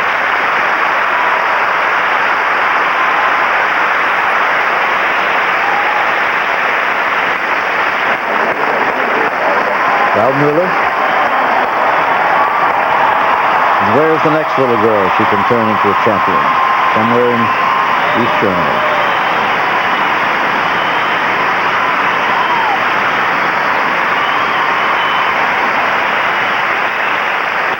How proud she must be of herself. And Debi. That medal will look better in a few days. Alex McGowan. It was the night of his life, too. Ladies and gentlemen, mesdames et messieurs, the flowers will now be presented by Olof Paulsen, President of the International Skating Union. Olof Paulsen, Président de l'Union internationale de patinage, offrira des bouquets aux vainqueurs.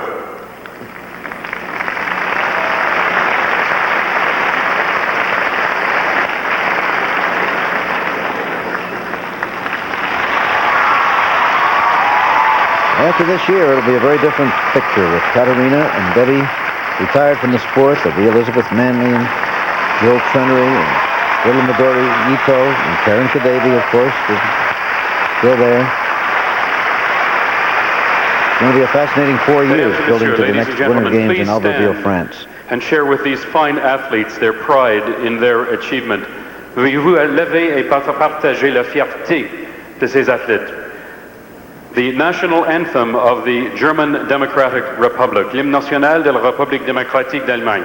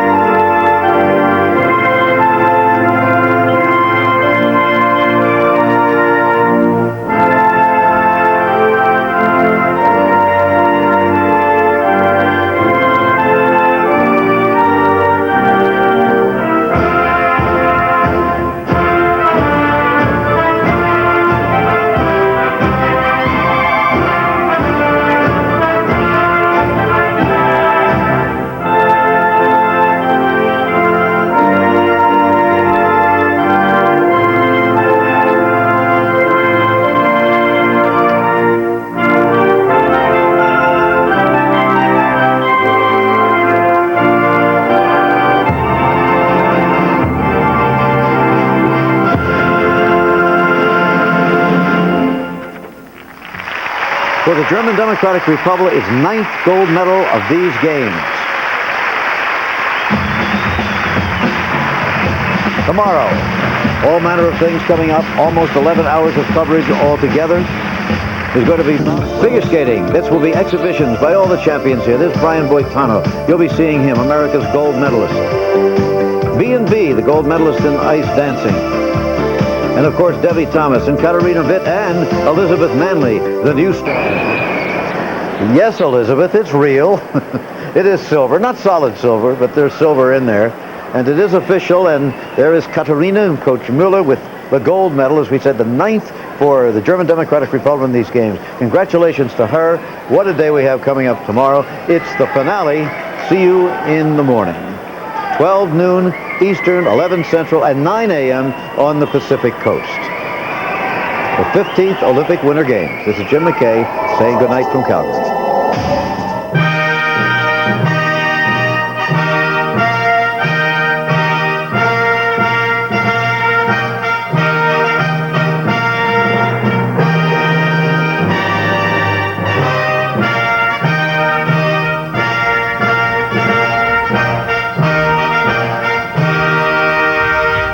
The 15th Olympic Winter Games has been brought to you by Lipton Side Dishes. Lipton brings you a tradition of delicately seasoned tastes. Texaco, star of the American road. Merrill Lynch, an investment firm built on a tradition of trust. And Louis Rich Turkey, the turkey worth talking about. This has been a presentation of ABC Sports.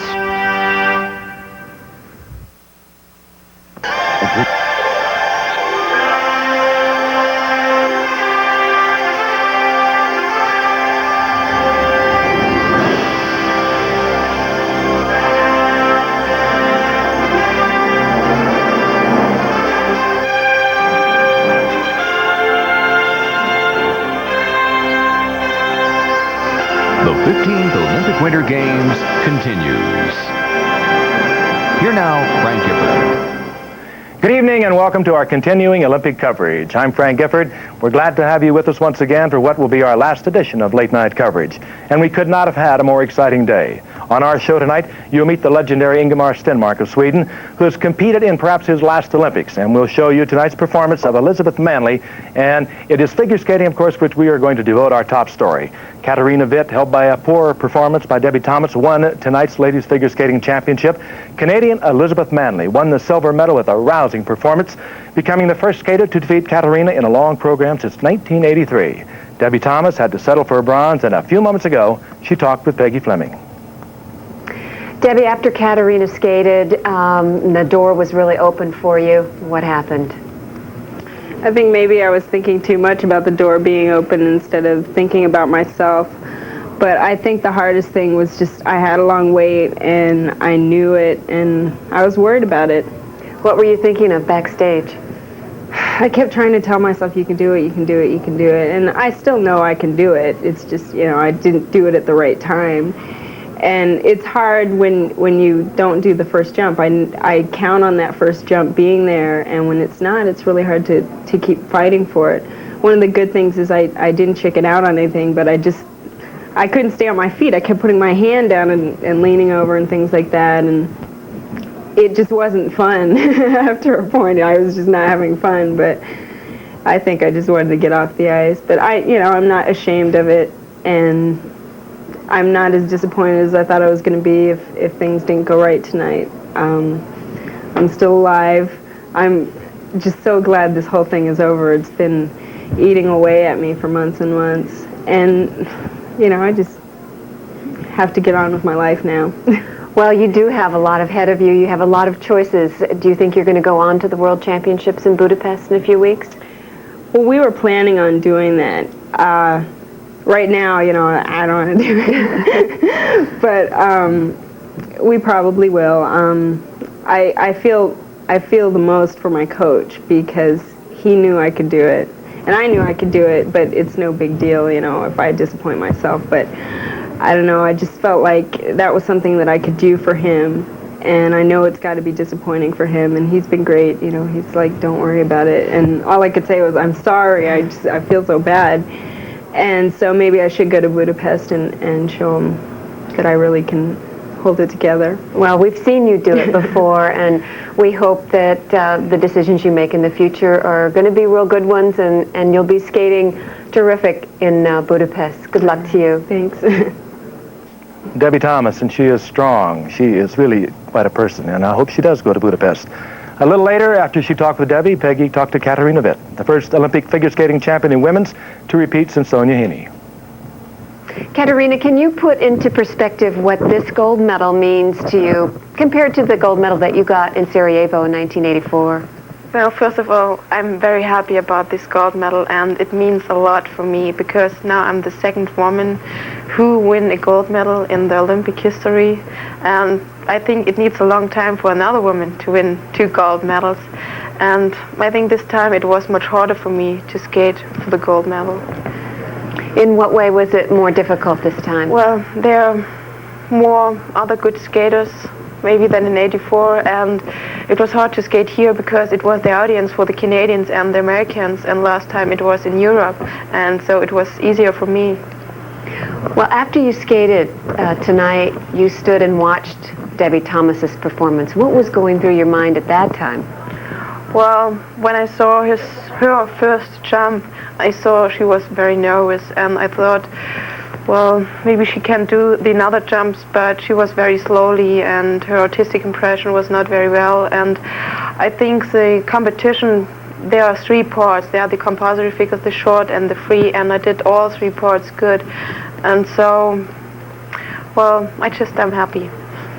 Well, how about meeting Alberto Tamba backstage tonight? He's been dying to meet you. Because I think he don't know much about figure skating, and I don't know much about him, and so it was just for fun. I saw his gold medal, and it was nice to meet him. Well, congratulations. Yeah. We're happy for you. Thank you very much. Katarina Witt, a brilliant champion. She has her own gold medal, again. A poignant story, a sidebar to tonight's championship, was Caryn Kadavy of the United States. After the short program the other night, she was in 6th place. She came down with the flu. She was unable to compete tonight. She watched. It had to be very difficult for her, and we are very appreciative. She's taken a few moments from her time, and she is going to join us right now. And Caryn, let me just echo what Jim McKay told you before he left the set. You're young. There'll be many, many more times. I know that's a little solace, but again, there will be many, many more times for you. Yes, it's just very disappointing, and you train your almost your whole life for this, and it's just unfortunate that I had to get the flu. As you watch, Caryn, your appraisal of Debi, what did you think of her performance? Well, I felt that she really gave a good effort, and I feel bad for her because I know she has a lot of talent, and she's a very tough skater, and I know she didn't do her very best, but she gave the effort, and she should feel happy about it. You're 20 years old. Of course, you're looking ahead now in about a month to Budapest. How about 1992? I'm not sure yet. I feel that, I'll make that decision when the time comes, and I'll just take one day at a time, and then we'll see what happens. But first is Budapest. Caryn, once again, we thank you for joining us. I know it was a very tough thing for you to go through tonight. Coming up, when we return, there was an outstanding, rousing performance by Canada's Elizabeth Manley tonight. It vaulted her to the silver medal. We'll have that when we come back.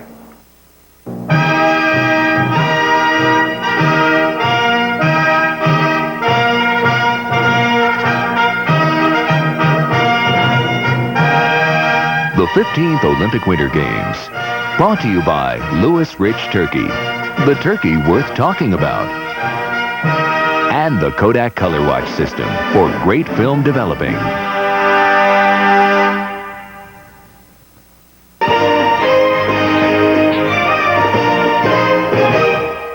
All of Canada is celebrating tonight, and well, they should. Elizabeth Manley, coming into tonight's long program, was in 3rd place. She skated absolutely brilliantly. Let's go back now. The original call, Jim McKay, Dick Button, and Peggy Fleming. Here it is.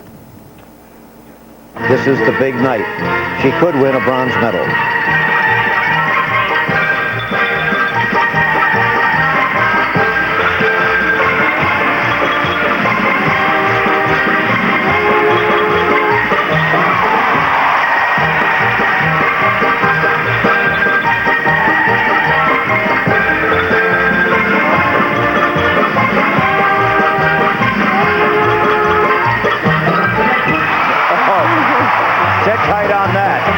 she can maintain this.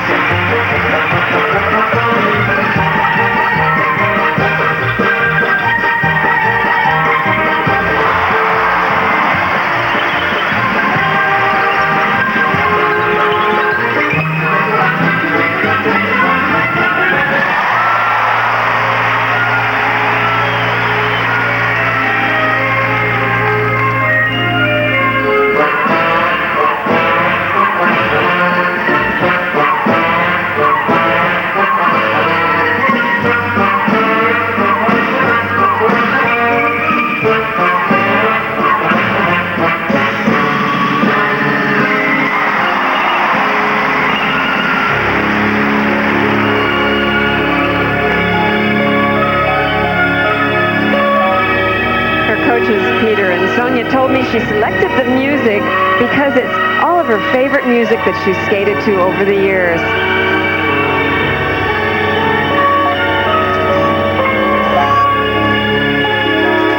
And this music is a Canadian concerto.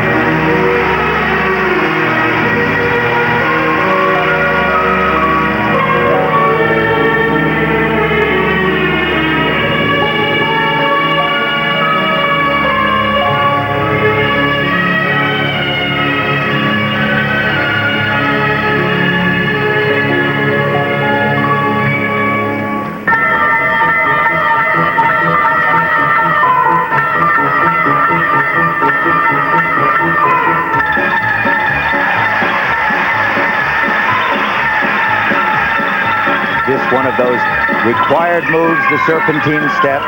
She is fleet, fast, and a dynamo.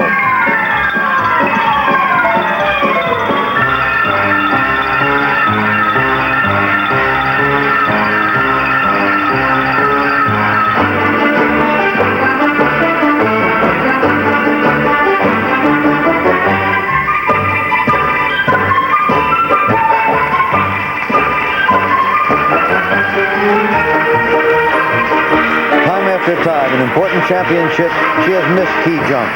She is so solid tonight. Well, she also works with a sports psychologist, Peter Jensen, and worked with Brian Orser. Seems to be working for her.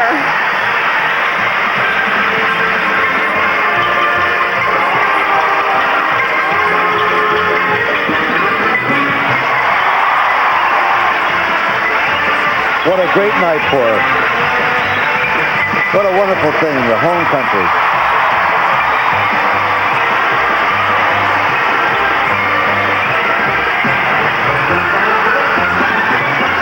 She did it. She did it. Ah, nice, nice, nice. A look of wonder. You know, she's been working on skating for the joy of it, and did it show?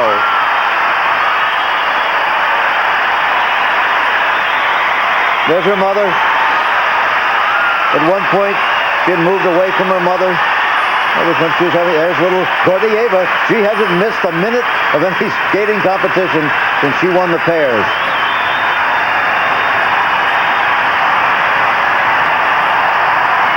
Wouldn't it be great if every human being could have one moment like this once in their lives?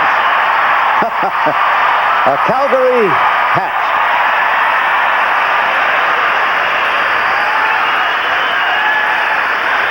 Well, Liz went and got him all right.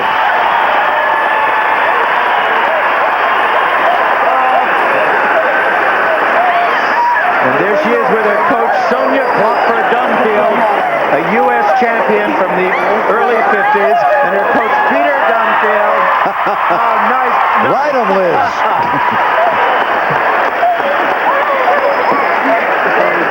A great night, a Canadian night. Elizabeth Manley, her marks were extraordinary, ranged from 5.9s to 5.7, both artistically and technically. And it was the first time since 1983 that someone has defeated the great Katarina Witt in a long program. A short while ago, Peggy Fleming talked with Elizabeth. Can you put it in perspective of what this whole evening means to you? It means working the hardest year I've ever worked, all worth it.